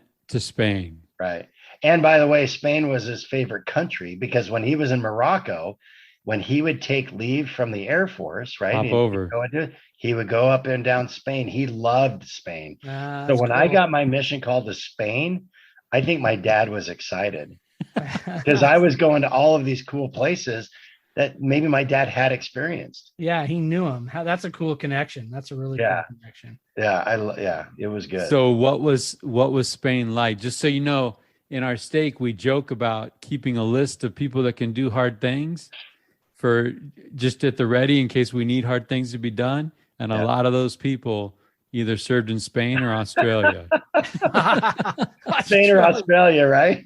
Spain or Australia. Those folks know how to do hard things. Yeah. That's funny. Yeah. Well, it was a hard thing. It definitely was. I mean, I think it's crucial that people understand that, these missions do, wherever you go, right, teach you to do hard things, and especially in the COVID environment, seeing these kids coming out of there. But I'll tell you a little story about just how hard it was, just real quick. So in my district, there were 6 of us that were going to go to Spain, Seville. Then it was the Seville mission. Now they've divided it up. I don't even know which mission is there now, but it was a Seville mission at the time. So I didn't take Spanish before. I think I took it in 7th grade and I literally got an F in it. So I just prayed that I wasn't going to go to a South American country or a Spanish speaking country. I knew that Spanish and I didn't mix. When I got to high school, my dad's like, "Oh, well, you need to take a language. Look, you could take Latin." And I'm like, "Dad, Latin?" He's like, "Yeah, I took Latin in my Catholic school in high school." And I'm like, "Latin? They don't even speak that anymore." So I took Latin in high school because my dad said it'd be cool. So again, the influence of my dad, it was awesome. Right. Yeah. So I took Latin, and I'm actually glad that I did because it did help me with the conjugations in Spanish. And so, I did okay in the district, in the MTC. And I was made district leader there. And then I was made travel leader. And I'm thinking to myself, why are people continuing to ask me to do these things? Like, I don't know what I'm doing. I'm a 19-year-old kid that has not really been outside of his state except to go to Utah or Idaho and Arizona.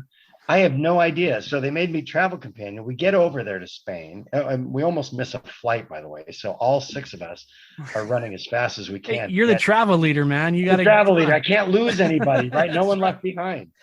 So we make it finally to Seville, and we get off the airplane. We meet Carl B. Pratt, which was my first mission president, and we get to the mission home, and I'm just like, wow, I can't believe I'm here in Spain. Like this is gonna be tough. And so anyway, we get in to meet with president. He sits us down in his living room and he says, all right, elders, this is we're going to start talking about your mission companions, who you're going to be paired up with. He said there's 5 missionaries that are from the United States and 1 that is a native companion here from Las Palmas, the Canary. Actually, it was from the Canary Islands, right? I kid you not. At that point, I'm like, that's what I'm getting. I'm like, not that I wanted that, because I'm thinking to myself, I want the easy way out. But I'm like, of course, that's going to be me, right? I mean, rain on the parade, right? It's raining outside because we got there in December. It's just miserable.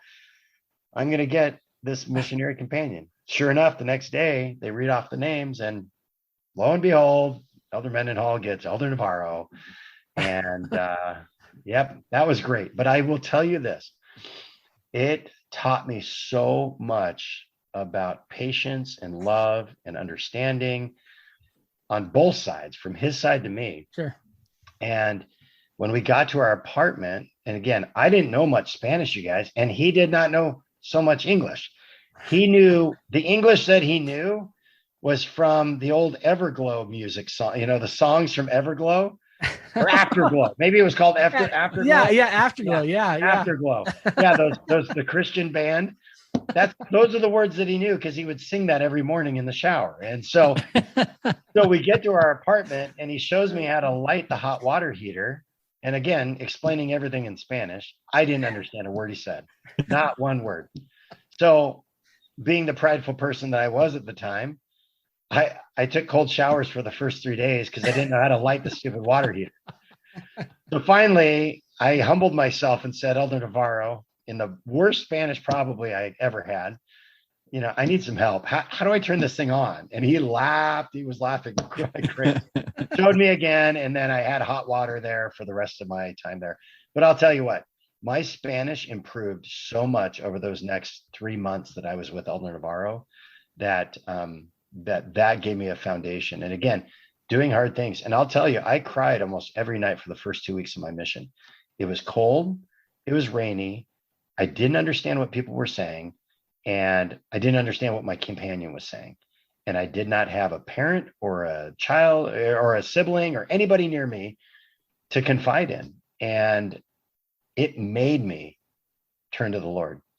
It made me get on my knees and be humble enough to seek the guidance and counsel of my Heavenly Father. And that's what got me through, because it was tough. It was. I love that observation, though, that finding relief somewhere, right?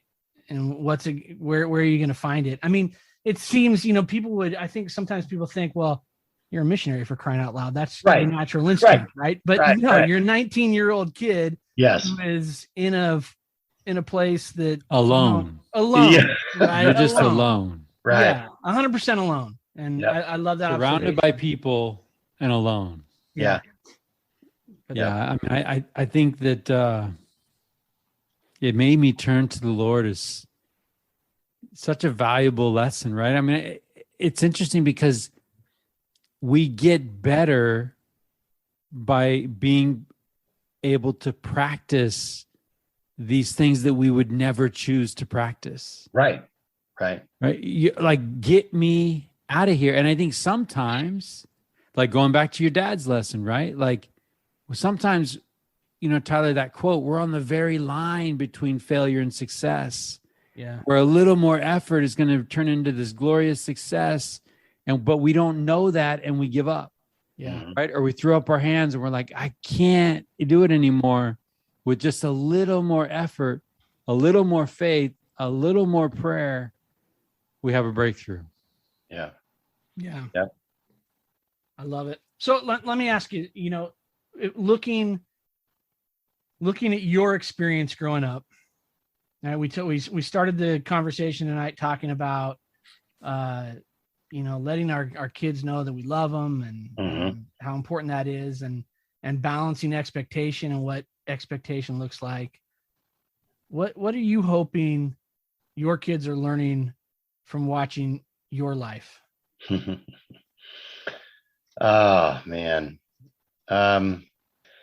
It's something that I hope that they watch and see. I don't ever, it's sad because I don't ever want my kids to make the mistakes that I made. And not that I made some crazy, outlandish mistakes. Sure. But if kids don't learn to make mistakes, they never grow. And so I think part of the reason why I live the life that I do, the way that I do, and again, not perfect, is because I want to set an example for my children. I want them to have a legacy to look towards, to say, you know what, dad was happy. Dad and mom, and again, first and foremost, I want my kids to know and to see how much I love their mom. She is by far the strongest rock of my foundation that I could ever imagine. What's her name, Mark? Laura. Yeah. I was 23, she was 19. And it's interesting that sometimes you make the best decisions of your life when you're young, and you would never have any idea. And that's a miracle right there, right? Right. But what do you get right at 23?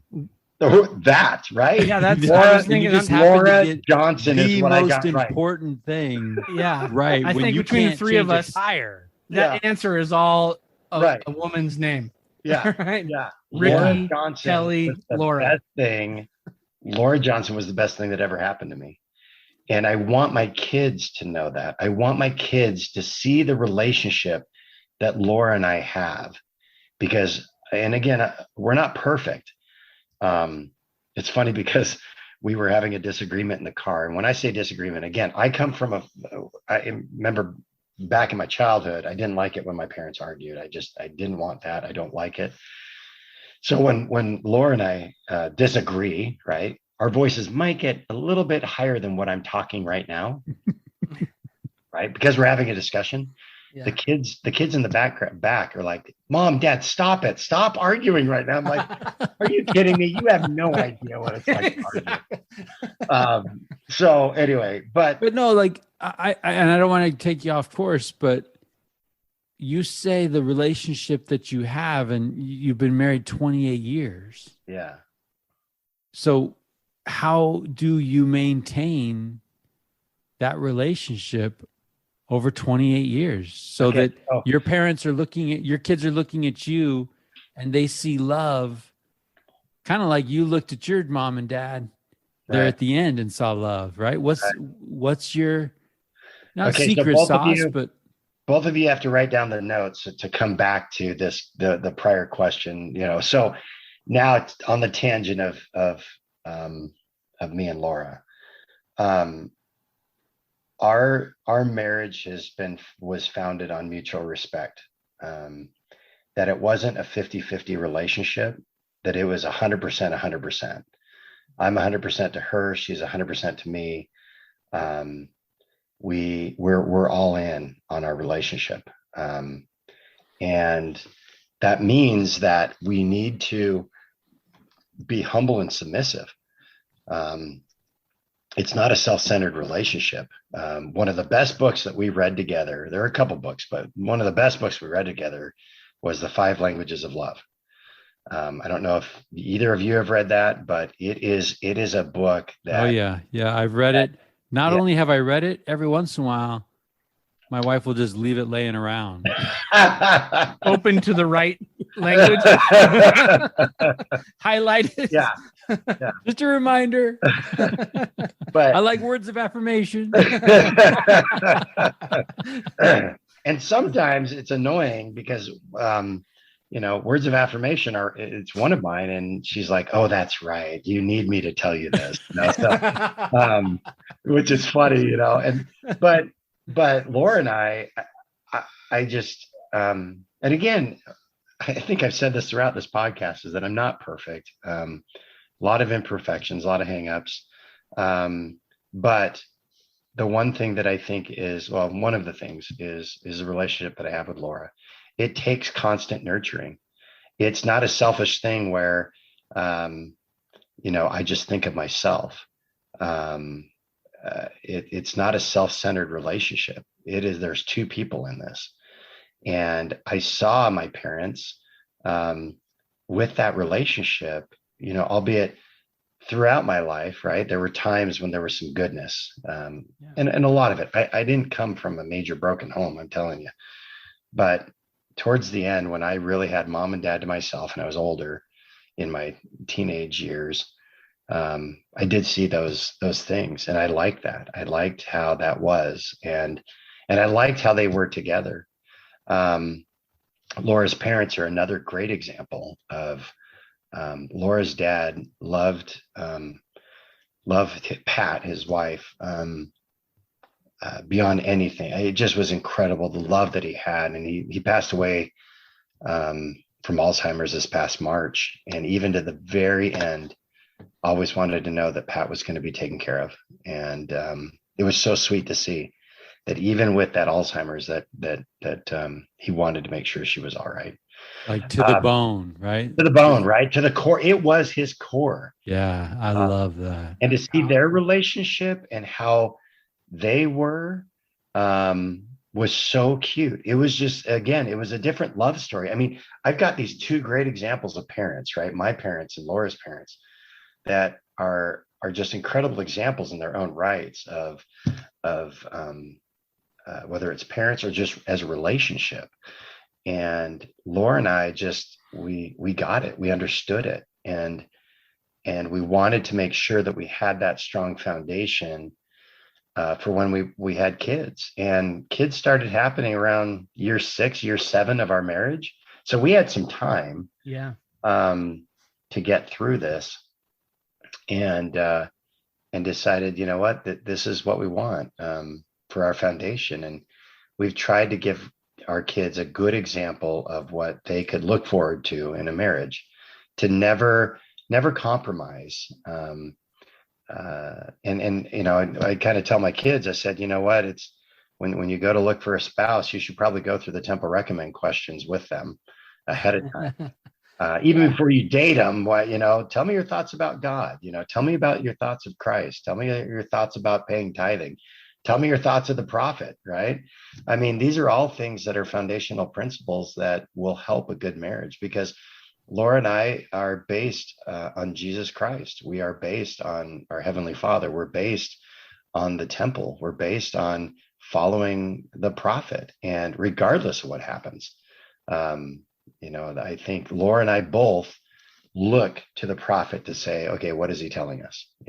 So these are all the foundation things that make Laura and I who we are. And we go out on date nights. That's something that's happened when our kids were little. We always made it a point of going on date nights to connect with each other, to make sure that, hey, how are we doing? How is this? Because if we are not doing well, we're going to struggle with our kids, right? So we need to be on point, and we need to make sure that we're doing okay. And so we would have date nights. We try to get them weekly. Sometimes that didn't happen, whether it was work or whatever. Sure. But we did our very best to make those happen. And so let me ask you this: Does double, triple dates count as date night? I'm just asking for a friend, right? Yeah, asking for a friend. So it depends. If your wife wanted that, then yeah, it counts. Okay. You wanted that, and she didn't, then it doesn't count. But it can, because what you're looking for is not just the connection with your wife, but get some adult interaction, right? And we've gone out with friends and done double dates. We've gone to the temple with couples, and we've gone to dinner with other couples. And so I think that counts. I think that's a good count. But there are dates that do need to happen one-on-one to kind of get a self-reflection and connect. Companionship inventory. Right? Exactly. Right. Exactly. Companionship inventory. Right. So I think I'm due for one of those. Probably. So, but yeah, that's our foundation. I love it. When that ties all that back into that, what you're hoping kids are learning from you, that the dad was happy. Yeah. And I hope that they learn a good work ethic, which is what I got from my mom and I got from my dad.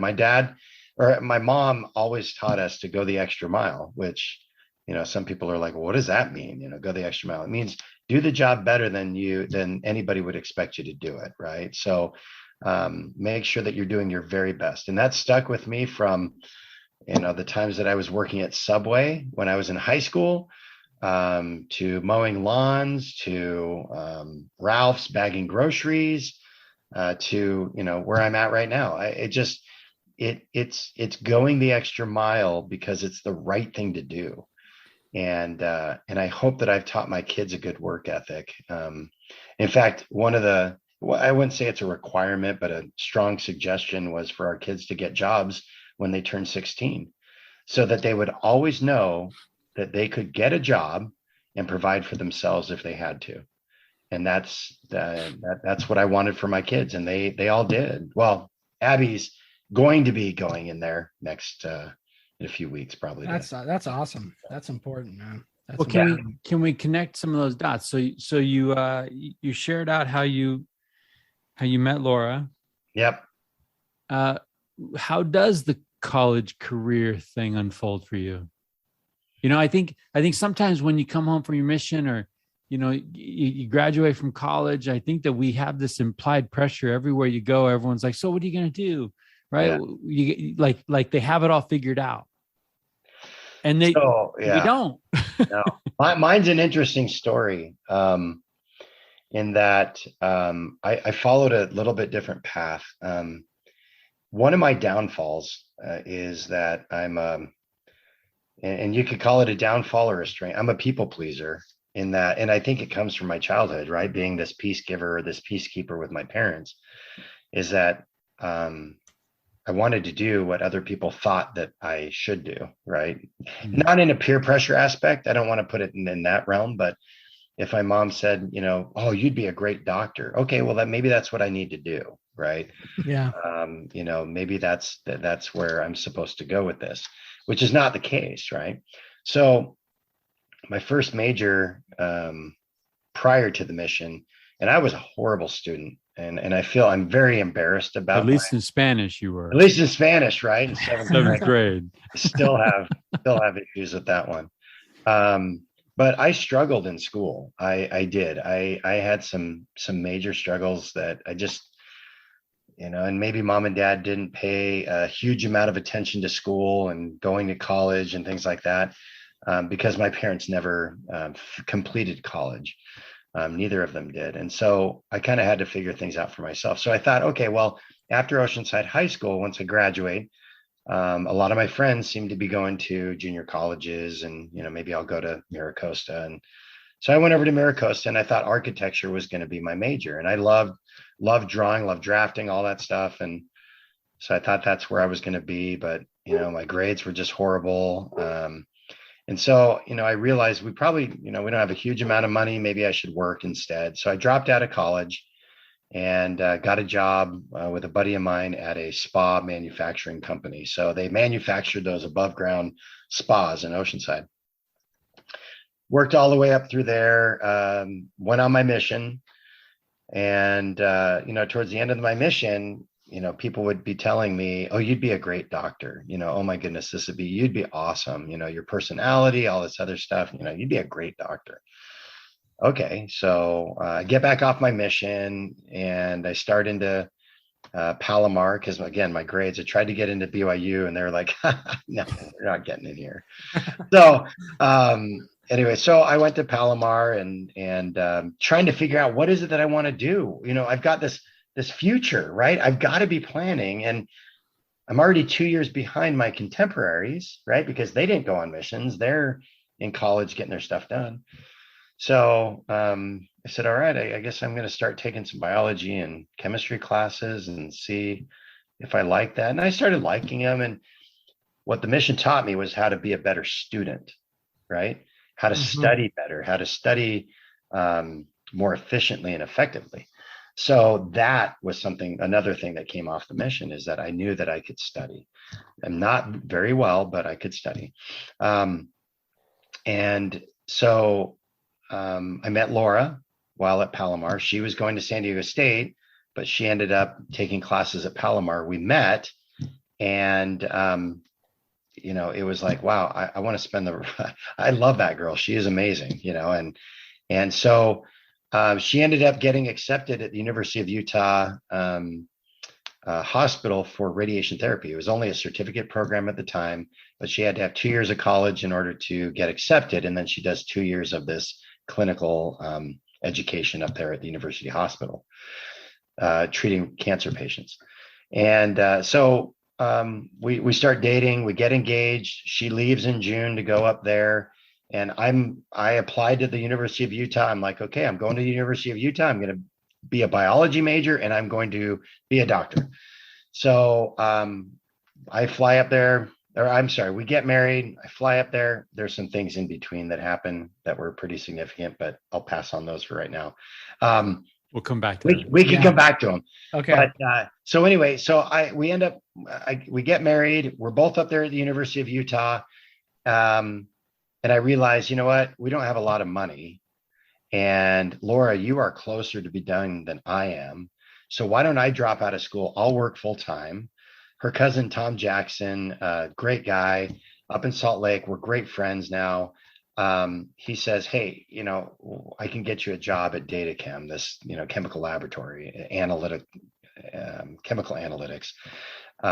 Anyway, so I start working full time while she's going to school. And so this is what we do for the next, year and a half, 2 years. And the day that she graduates, we had our moving van all packed and we headed back to San Diego. So now, again, I'm so far behind in my schooling, but she's graduated. She already has a job offer down in San Diego. So we go down to San Diego and I get accepted in San Diego State. She starts working full time. And now I'm in my biology major. Still in the back of my head, is this what I want to do, right? Is this medicine, right? And so I took it away from medicine because I'm like, man, I'm not that smart. There's no way I'm going to make it through med school. And am I going to make it even through dental school? Because I started shadowing a good friend of ours, and I started shadowing him as a dentist, thinking, okay, I'm going to be a dentist now. Let's do this because maybe I could work with him after dental school. Yeah, I got to organic chemistry, the worst class of my entire life. In fact, I still think I have mental issues because of that class. It was the hardest C I have ever gotten, or I had to work so hard to get that C. It was miserable. So I'm like, if this is as hard as medical school is, I can't do this. There's no way I can do this. So and maybe I seem like this dropout that just didn't know what he wanted to do. Anyway, so I'm like, I can't do it. So I dropped that major. I'm like, I got to get out of college, right? I've got to start providing for the family. So we go to buy our first condo, and actually back up from there. I started into the financial services because a friend of mine who I thought was, I thought he was very successful. And he was working with a stockbroker. He's like, Mark, you'd be great at this. You got to do this. Okay. So, I start that. But I'm like, I need to get out of college. So I switched my major to Spanish because I spoke Spanish. So I switched my Spanish major to Spanish with a minor in finance just to get me out as quickly as possible. And so this other opportunity in the mortgage industry fell in my lap, and I ended up working for a wholesale mortgage lender for 9 years. And that started this career path in, sales and mortgages and things like that. When the company shut down, I was faced with a problem in that I didn't have a job, didn't know what I was going to do. I had to provide for this family. Laura had gone back to work with help with some of the bills, and it was kind of a stressful time. And so this job fell in my lap of this medical device company. And so I worked with IMS for 4.5 years, and it was a great company. But I realized that I wasn't as good at that job as they had needed. And so I was let go after that. And so again, I'm faced with this. I'm bishop at the time now. So I'm bishop and I lose my job. I'm angry at God because I'm thinking, how can you leave me like on my own with no way to support this family? I'm bishop. I'm doing everything that you want me to be doing, and I lose my job. And you're like, how does this happen? And I remember getting real angry at God one time, and it was just that humility. I think again, I had to be humbled to get to the point where He could teach me. And when I was humbled enough for Him to teach me is when I learned the lessons of it's going to be okay. Put one foot in front of the other. Put your feelers out there. Things are going to work out. Things are going to be okay. But I had to be humbled to be in a position to be able to do that. And it was hard. You know what, Mark, Mike and I have talked about this several times on, whether that's just you and I talking or here on the podcast, but sometimes there's this, an expectation that we put on ourselves. There's an expectation, you come down that escalator. Yeah. Off the plane, people are celebrating your return. And then the next question is, what's next? Yeah. Right. Yep. And I think that we feel that. And, I think there's a healthy level of expectation, right? And maybe a healthy level of pressure that we feel that spurs us on to the next thing. But gosh, I was talking to someone not too long ago, a couple months back, a young lady, and she was just feeling it, right? She was in the middle of this part of life that we're talking about, where she was like, I'm sort of in school. I'm not really in school. I don't know what I want to do. And I feel like but through all of this decision making for her, like this like cloud of depression and anxiety sort of settled into that. Right. And I think sometimes, I just think that we need to somehow be able to erase those check boxes and those timelines that we attach to everything. Right. And just say that because I love what you said at the, hey, I was bishop and how is this happening? Right. And then the thought comes to you of, you know what? You got to put one foot in front of the other and just move forward and trust that the process is going to unfold the way it's supposed to unfold. Right. And that's a scary place to be. It is, admittedly, where you just think, okay, I'm going to jump off of this cliff and hopefully things are going to work out. But because there is some planning that has to happen, right? And sure, things like that. Sure. And it is hard. And I've suffered from anxiety and depression throughout my life as well. And that's not a lot of people know that. I guess they will now, but and it's something that I'd struggled. Well, but I appreciate you sharing that. Yeah. It's interesting because it's it's something that I didn't come to the realization of until several years ago. I mean, it's probably 10 plus years ago that I really understood what it was. And I look back and maybe that's what my dad had suffered from, was depression, anxiety, and self-medicated. But it's something that I've, and I didn't want to transition just straight, make that a blunt transition. I mean, we were talking about, all this stuff, but it is something that when they come off that escalator, it can be depressing and of like, okay, what do I do now? And societal pressures happen. And I'm not saying that people don't rise up to that stuff, because sure, someone's going to have to, right? Someone's going to have to rise up to some of these things. Whether it's being a doctor or being an attorney or being, Absolutely. I mean, there's positions that need, or in the military, right? There's all these things that need to be done. But, and you talked, a little bit about mental health there that's, something that's near and dear to my heart, in that I wish that I could have identified a little bit more about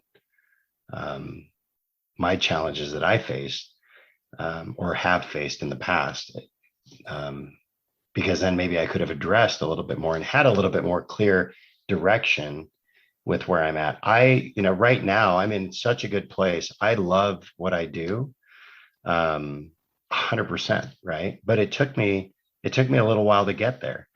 To your point, Tyler, is that, it's okay, right? Yeah, it's okay to absolutely.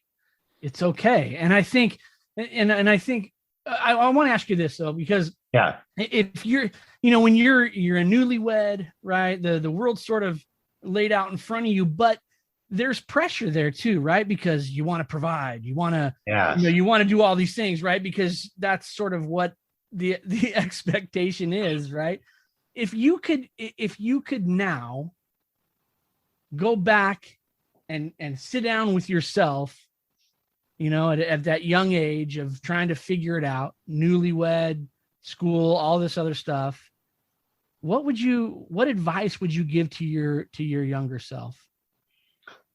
I wish I didn't give up as easy, right? I wish that I had stuck through some things, feel the pain and still do it anyway, right? Feel the fear and still do it, whether that was school, or with work, feel that pain, but still keep going. That's one of the things I look back, where would I be, if I had stuck with that organic chemistry, what would have happened, if I could have just said, what, that's one class that's gone. I know that I'm not going to get into Harvard med school, but maybe there's another med school that could take me. And I had a friend who was a dentist who kept telling me, I don't use hardly any organic chemistry right now. In my practice, I'm doing a lot of other stuff, and it's part of the sifting, right? Part of that sifting process. But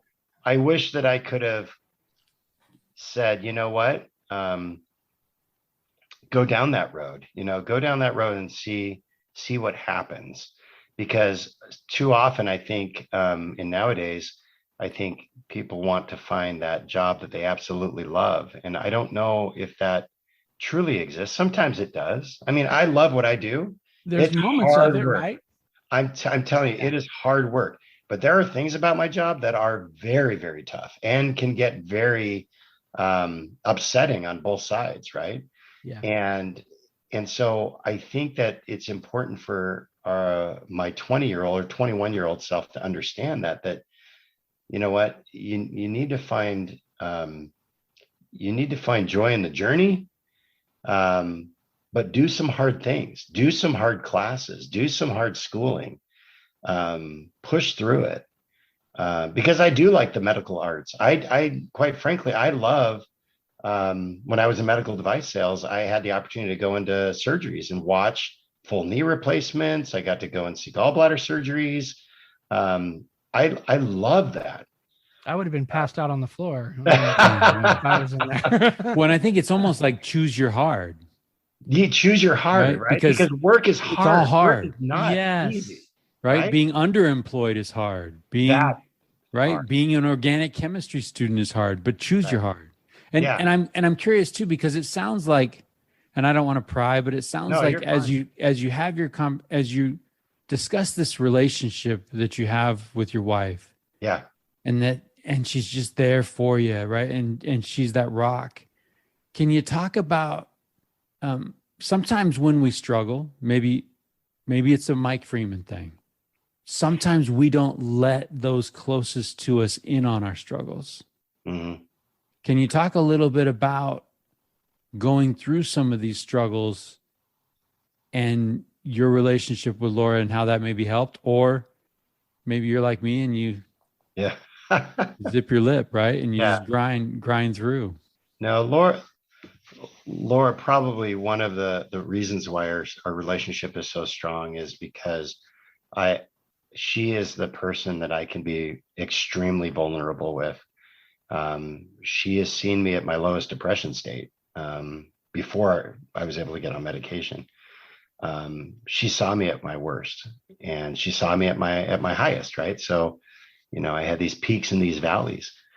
Um, and so I was able to open up to her and talk with her and just bare my soul, right? I mean, she knows me better than I know myself, um, which is which is scary at times, right? But I put my I put my life in her hands, in a sense, saying, "This is who I am," right?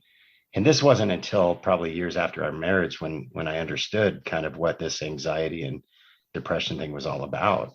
Um, I didn't understand what it was back in my day. We didn't diagnose ADHD. My siblings, they would just call me hyperactive, right? I mean, that's what it was. But I swear I was like Doug from Up, where a squirrel, was here and there. Mm-hmm. But it wasn't until later that she told me, you need to go and see your primary care physician. You need to go. And I still remember the day that and it was Dr. Vivek Nazareth. I love that guy. Not everyone loved him because he was kind of a tell it like it is type of guy. But I loved Great it. name, by the way. Yeah, Vivek Nazareth. Great doctor. And he sat me down. He said, "What's going on?" And I just said, I think I'm suffering from some anxiety and depression. And he said, "Okay, well, tell me about it." And we talked. And he drew on this chart these peaks and these valleys, and they were sharp peaks and valleys. He said, "Mark, this is where you're living right now, right? These high peaks and valleys. When you're at your highest of highs, you're just like on top of the world, right? Nothing can stop you. You are just, highest and highs, but you're probably a little crazy, right? Your lowest of lows, you are at your depression, your lowest depression state, and the world is coming to an end. Everything's going to fall apart, right? You're not going to succeed in your job. You're not going to succeed in anything, right?" He said, "What I recommend doing, is let's squish those to where you're now probably half the distance between your peaks and your valleys. That's what this medication I'm going to give you is going to do." And until I had that visual, and his explanation it was about an hour. So I'm paraphrasing that. But when he taught me that and showed me that, it was a life-changing moment for me that I could live with anxiety, depression, and still be a fully functioning human being and accomplish things that I've wanted to accomplish, help people that I've wanted to help, be with people that I've wanted to be with. That was a life changer for me. And when I showed Laura that and I talked to her about that, she was like, "Yeah, this is it." So I went on this Because she medication. could see it, right? She knew. She could see it. And, going on the medication was tough because it wore me out. I was tired. I was exhausted. But once my body acclimated to it, it was almost like I could see the world in a different aspect of like, you know what? I don't need to be afraid of that. I don't need to be worried about that because in the end, it doesn't matter, right? I'm going to knock out this presentation. I'm going to do this and I'm going to succeed because you know what? I can. That was what the Lexapro did for me. Completely changed my life. I shouldn't say Laura completely changed my life. Lexapro enhanced my life to where I could function. What's funny is sometimes if I'm in a hurry and I forget to take my medication, a couple days later, she'll be like, "Did you forget to take your medication?" I'm like, "What do you mean?" She's like, "I can tell." I'm like, "Dang it." Okay. Yeah. But for me to be vulnerable with Laura, and again, I don't want to put all the burden of myself on Laura, right? Right. But that's the love that she has for me, and the love that I have for her is that we can be at our worst selves and we're there for each other. We're supporting each other. We're helping each other, because this life isn't about a race to the finish. This life is about arm in arm. Come on, hon, let's get there together. Yeah. Let's go do this together. I want to be with you and my kids for eternity. Come on, let's go be together. 100%, 100%, right? Yeah.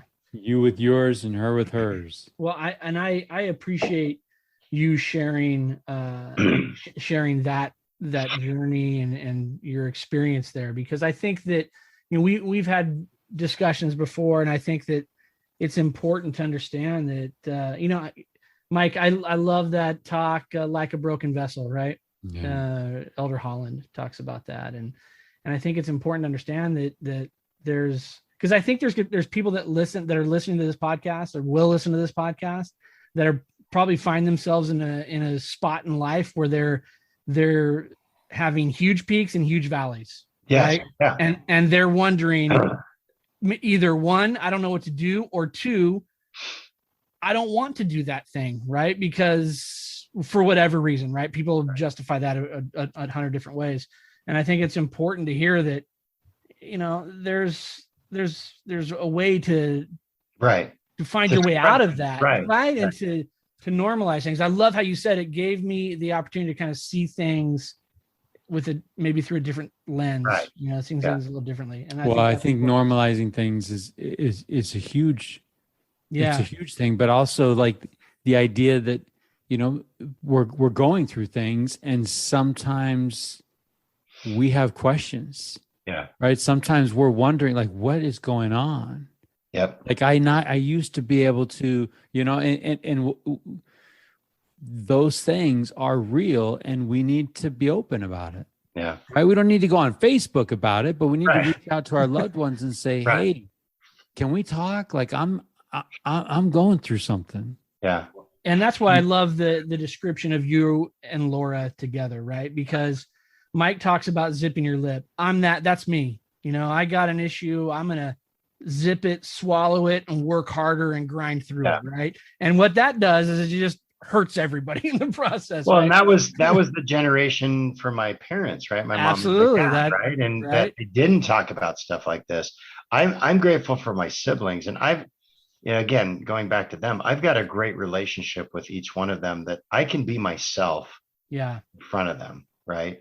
And for good or for bad, right? They get their little brother Mark, and each one of them has taught me so much in who I am as a person, sharing stories and things like that. And you know, and I look back on my life and I just think, you know, someone asked me, you know, if you could change one thing about your life, you know, if you could go back and just change one thing, you know, what would you change? And my question back to them is, if I change that one thing, would the outcome be different or the same?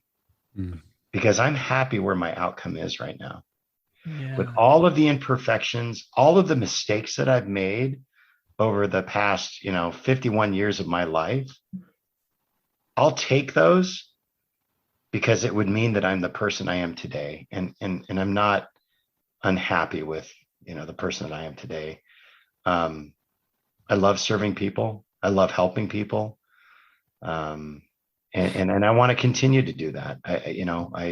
Whether it's through church callings or mission service or just helping my grandkids, you know, when I have grandkids. I don't want to start that yet, but you know, when that happens, you know. I heard it's a cool chapter. Good. Yeah. Right. That sounds I want to be the papa that my dad was to his grandkids. Yeah. That's what I want. I want to be the Ross Johnson that he was to my kids. Right. That's what I envision for what I have. And I'm a blessed guy. I feel extremely blessed, and I've got unique travels, and, you know, hopefully someone can feel that, you know, but each of us have unique journeys. I hope that someone can say, you know what, I struggle with, anxiety and depression, and that this is going to be helpful. And Well, again, I think as you are sharing that, you give green light to those around you, to Yeah. those listening to you, even right, if it's strangers, right? right, But you, again, that normalizing, like, hey, why am I trying to do this all alone? right, Right? Why am I just trying to grind through these incredible right. peaks and valleys that are just not sustainable? Because if we could peel back the vision that we have, or the lenses that we have, we would see the inside of people really want to help us. Parents really want to help us. Brothers and sisters really want to help us. Friends really, truly want to help us. They really want to be there for us. And so I think that's important, that we kind of shed this outer layer of our dusty self and say, this is the raw me. This is who I am, and I'm imperfect, and I need help. Yeah. And even if it's just a shoulder to cry on, even if it's just a text, we talk about ministering in the gospel, and I'm in the stake presidency here in Poway, and we talk about ministering a lot. We talk about aligning ourselves with God. We talk about the Savior. We try to focus on aligning ourselves with Christ and connecting with Christ. And the best way to do that is through ministering, is through texting someone that you don't even think might need help or might be down. You might think that your bishop, for example. How many times have you texted your bishop and said, "Hey Bishop, how are you doing? I just want to let you know how much I appreciate you, and I love you." Come How many on. times did that happen? Yeah. Come Right? on. That would be, yeah. And when I was yeah. bishop, I lost my job. I was at a down point in my life. But there were people that cared about me, and they reached out. So the answer isn't feeling guilty about that. It's ministering. Yeah. And it gets down to that. I gotta ask you, Mark, in over the course of time we've been talking, we've had a pretty good list of people that you've talked about. I mean, obviously your kids and Laura and your mom and dad and your brothers and sisters and your in-laws, and so there's been a pretty good list. Is there anyone that you would like to honor in this space and bring their names? Oh my goodness. Oh, that's so hard. Don't leave anyone out, Mark, because you know what? All right. So I wrote this book, and here, I'll start with page 1. Yeah, that's right. I mean, first and foremost, and then again, I know we just had one, but I do want to say, a very big thank you to my wife, Laura. She is who I am. She's made me into who I am today, because of even with all my faults, she forgives me. Even with all of my downfalls. She's not done. She's still working on you. Well, she's still working, right? There's perfection, right? She's still shaping me. That's But right. but Laura is my rock. I mean, she's my foundation. My kids, obviously, James, David, and Abby. I would love to. My siblings. I'm going to get to one, so hold on.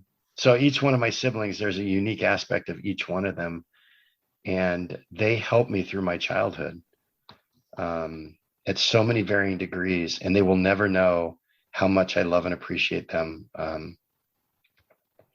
because I think they sheltered me from a lot of things that I think were probably pretty ugly that I didn't see.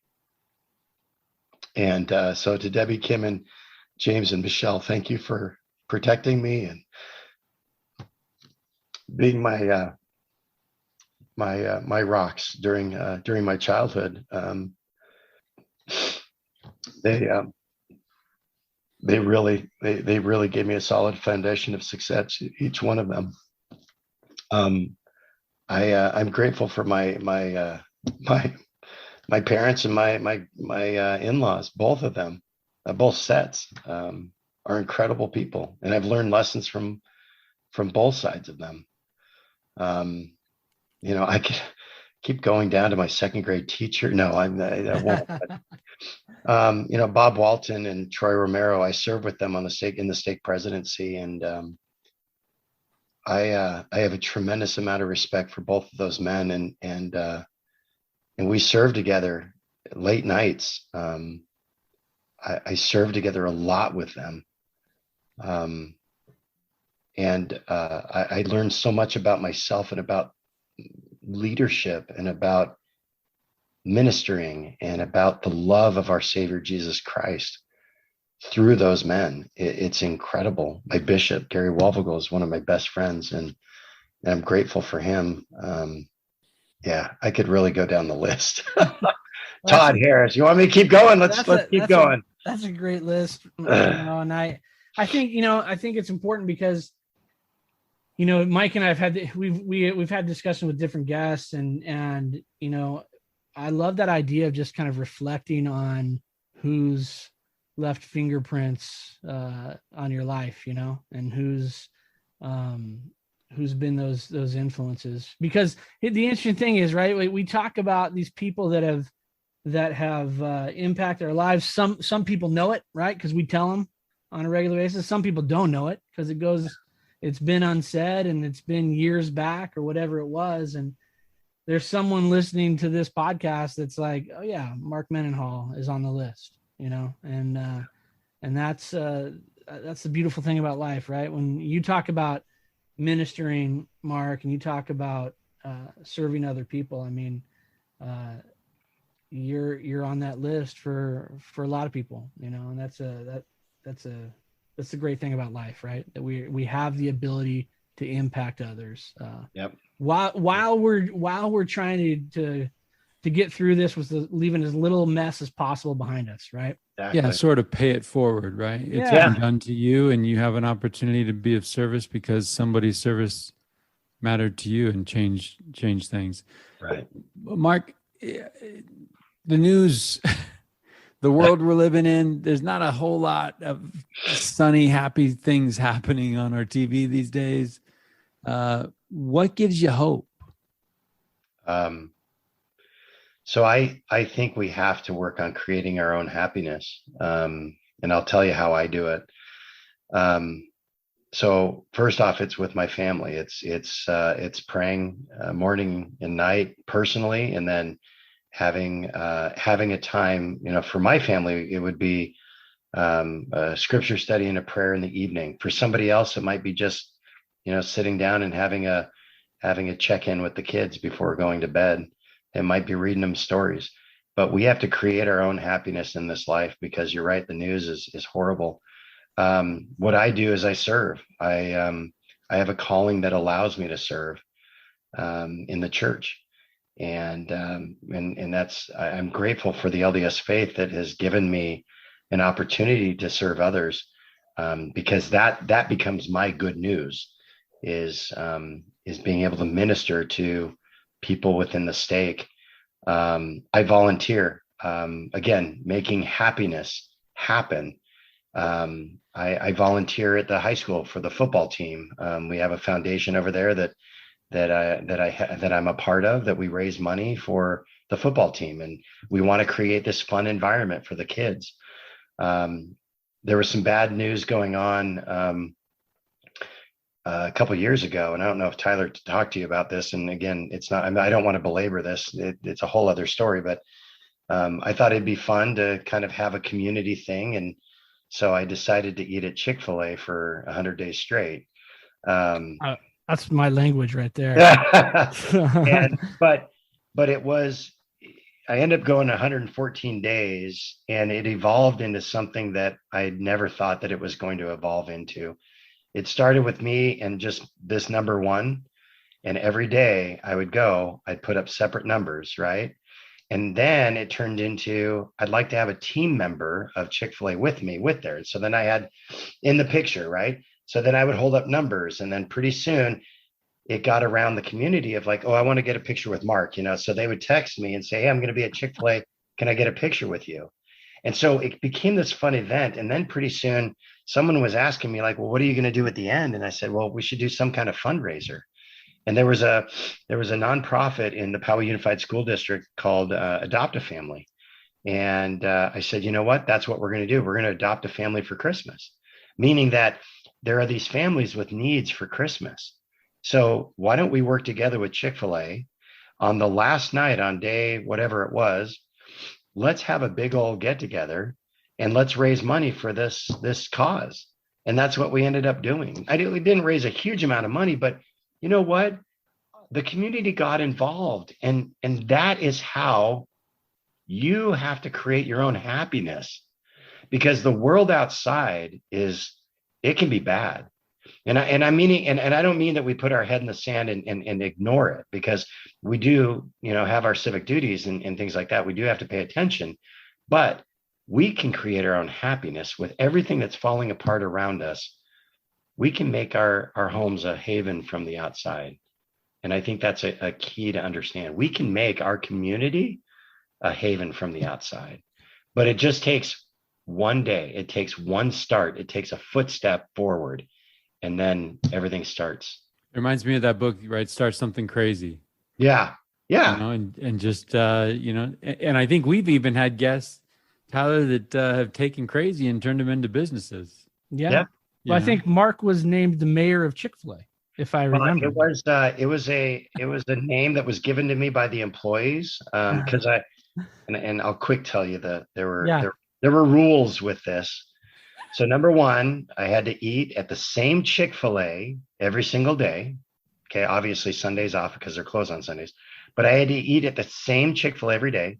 Number two, I had to take a picture with the number of what day it was with a crew member and take a picture. Number three, I had to submit that to Instagram, Facebook, so I had to post it on social media, and I had to order at least one thing. So those were the four things that I had to do. And I found myself in a quandary, because my kids wanted to go to Disneyland, and they're like, well, let's spend the night. I said, okay, well, I need to go back. For Chick-fil-A. They're like, Dad, no, we're not letting you do it. So anyway, so I kid you not, that on that Monday, it was a Monday, I left them in the afternoon in rush hour traffic, drove all the way to Carmel Mountain Ranch, picked up my thing, took my picture, got my food, got back in the car, drove back up to Anaheim just in time to get on Big Thunder Mountain and finish out the night. And I made it. So I kept going. I didn't break the streak. So man, that's Mark Mendenhall, man. Keep the streak, right? Keep that streak going. And I did see Mark on with Neil Cavuto. I was on Fox Business, Neil Cavuto, as the mayor of Chick-fil-A. Do you have a testimony of the Peach Shake? Oh, absolutely. It's my favorite shake, hands down. That's a killer. Yeah, it does give me lockjaw trying to suck those peaches through the straw, though. Well, hey, you mentioned Christmas. Yes. Right? You mentioned Christmas, and we take our namesake after the greatest Christmas movie ever. Right above Elf is the It's a Wonderful Life, and It's a Wonderful Life. It features that hero, right? That anti-hero, like he's just a guy next door, but George Bailey, we think, holds secrets to happiness, and the scene at the end, we know his life is a wreck, and his little brother, war hero Harry Bailey, comes into town and raises a glass and toasts his big brother George, the richest man in town. And Mark, we end all of our podcast episodes asking our guests about that. So to you, what does it mean to be considered the richest man in town? Wow. To me, it means true happiness. Wealth doesn't matter. It truly doesn't. And I feel like I am the richest man in town because of the family that I have, the relationships that I have, the friendships that I have. I feel that that's what makes me the richest man in town, is that I've got this wonderful family and extended family and friends. That's how I see being the richest man in town.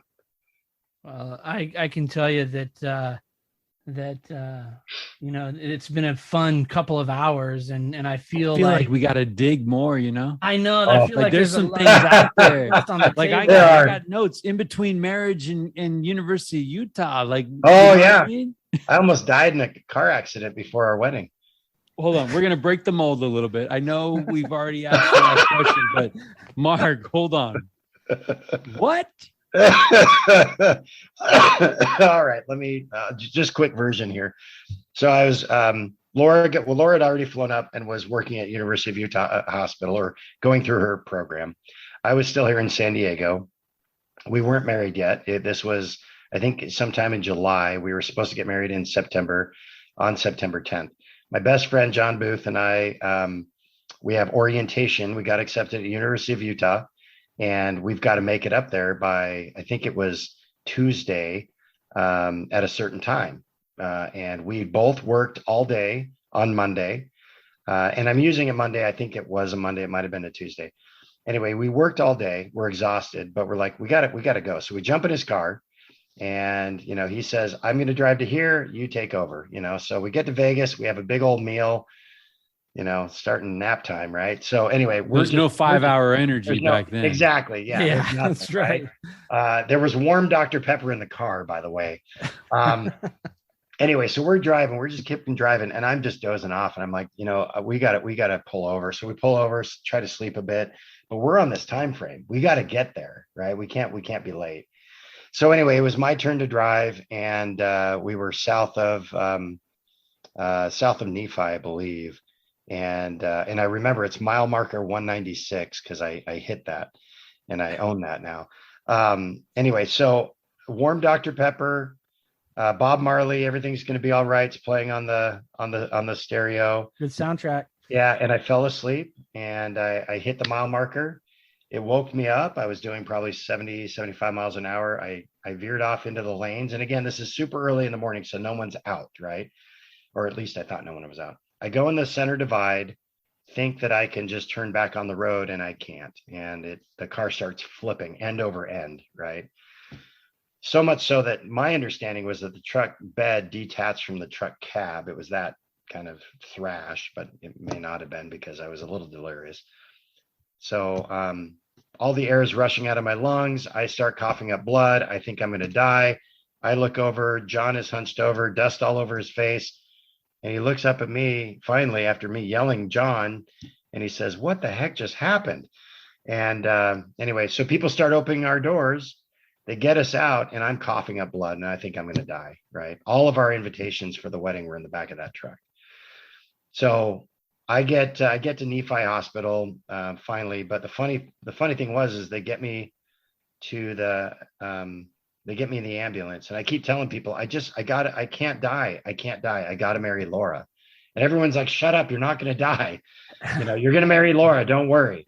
So I get in the ambulance. I got to marry Laura. Laura. So they get me in the ambulance, and all of a sudden I go into shock, and I can't talk. Words are not coming out. So I think, well, if I can't speak English, maybe I could speak Spanish. So then I start speaking Spanish, or trying to speak Spanish.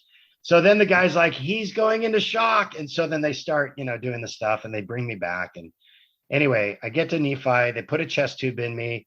They say, we need to get you to a trauma unit because, this is pretty bad. So they say you could go there in either an ambulance or a helicopter. And well, what are you gonna choose, right? I want to get there as fast as possible.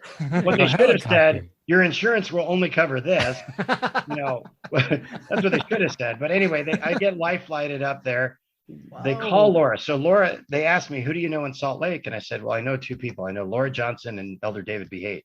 And they look at me like, yeah, sure you do. So anyway, they get in touch with both of them. And so Laura is able, because she's in a white lab coat, she's able to meet me on the helipad because they think she's one of the doctors. So she comes out there and she walks with me.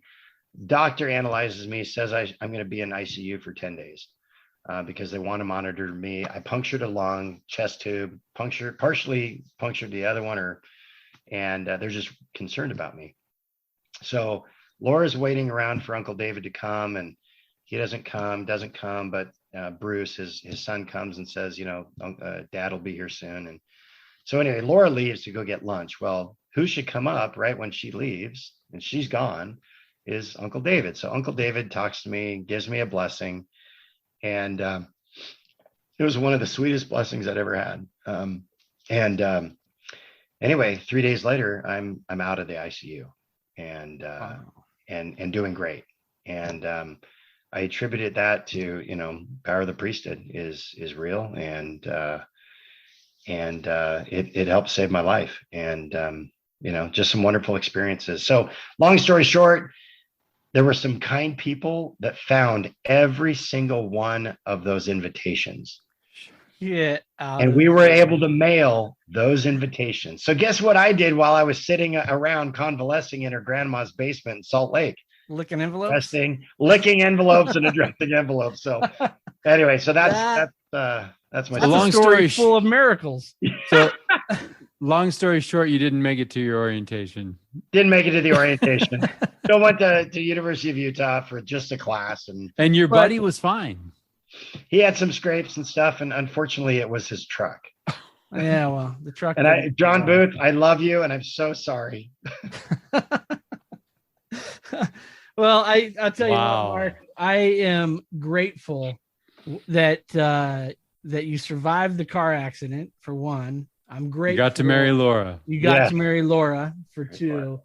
And I'm grateful for you and the life that you're living. It's been a ton of fun to hang out with you tonight, and I'm better for it. And so I appreciate it, man. Thank you. Yeah, thank you, Mark, for letting us in. Yeah. Right, letting us in on the peaks and the valleys, letting us in on the ride and on the journey. And I really feel grateful for this. I can't explain this, right? Mm-hmm. I don't know you, Mark. I've never met you. If I ran into you at a Chick-fil-A, I hope I'd open the door for you, but I wouldn't even, right? Right. But I feel like I would go to war with you. Yeah. And I can't explain it, but I can tell you the way you answered your last question, that is at the heart of Tyler and I, of this project and of our quest. Yeah. Right? Like, we want that life. We want those lessons, and we want to get that happiness. Yeah. Right? And we have it.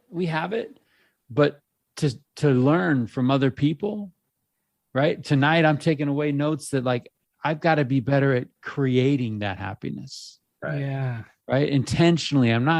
It's not just going to happen like organic chemistry, right? That's right. I got to create it. Yeah. But I can.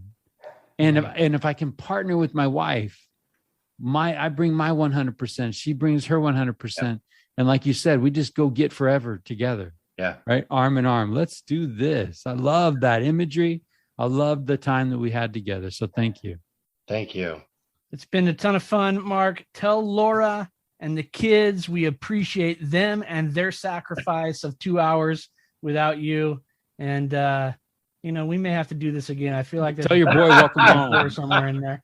Tell your boy welcome home, and thanks for his service. Awesome. Yeah. Thanks so much, guys. This was great. All right. Have a good night, Mark. We appreciate you. All right.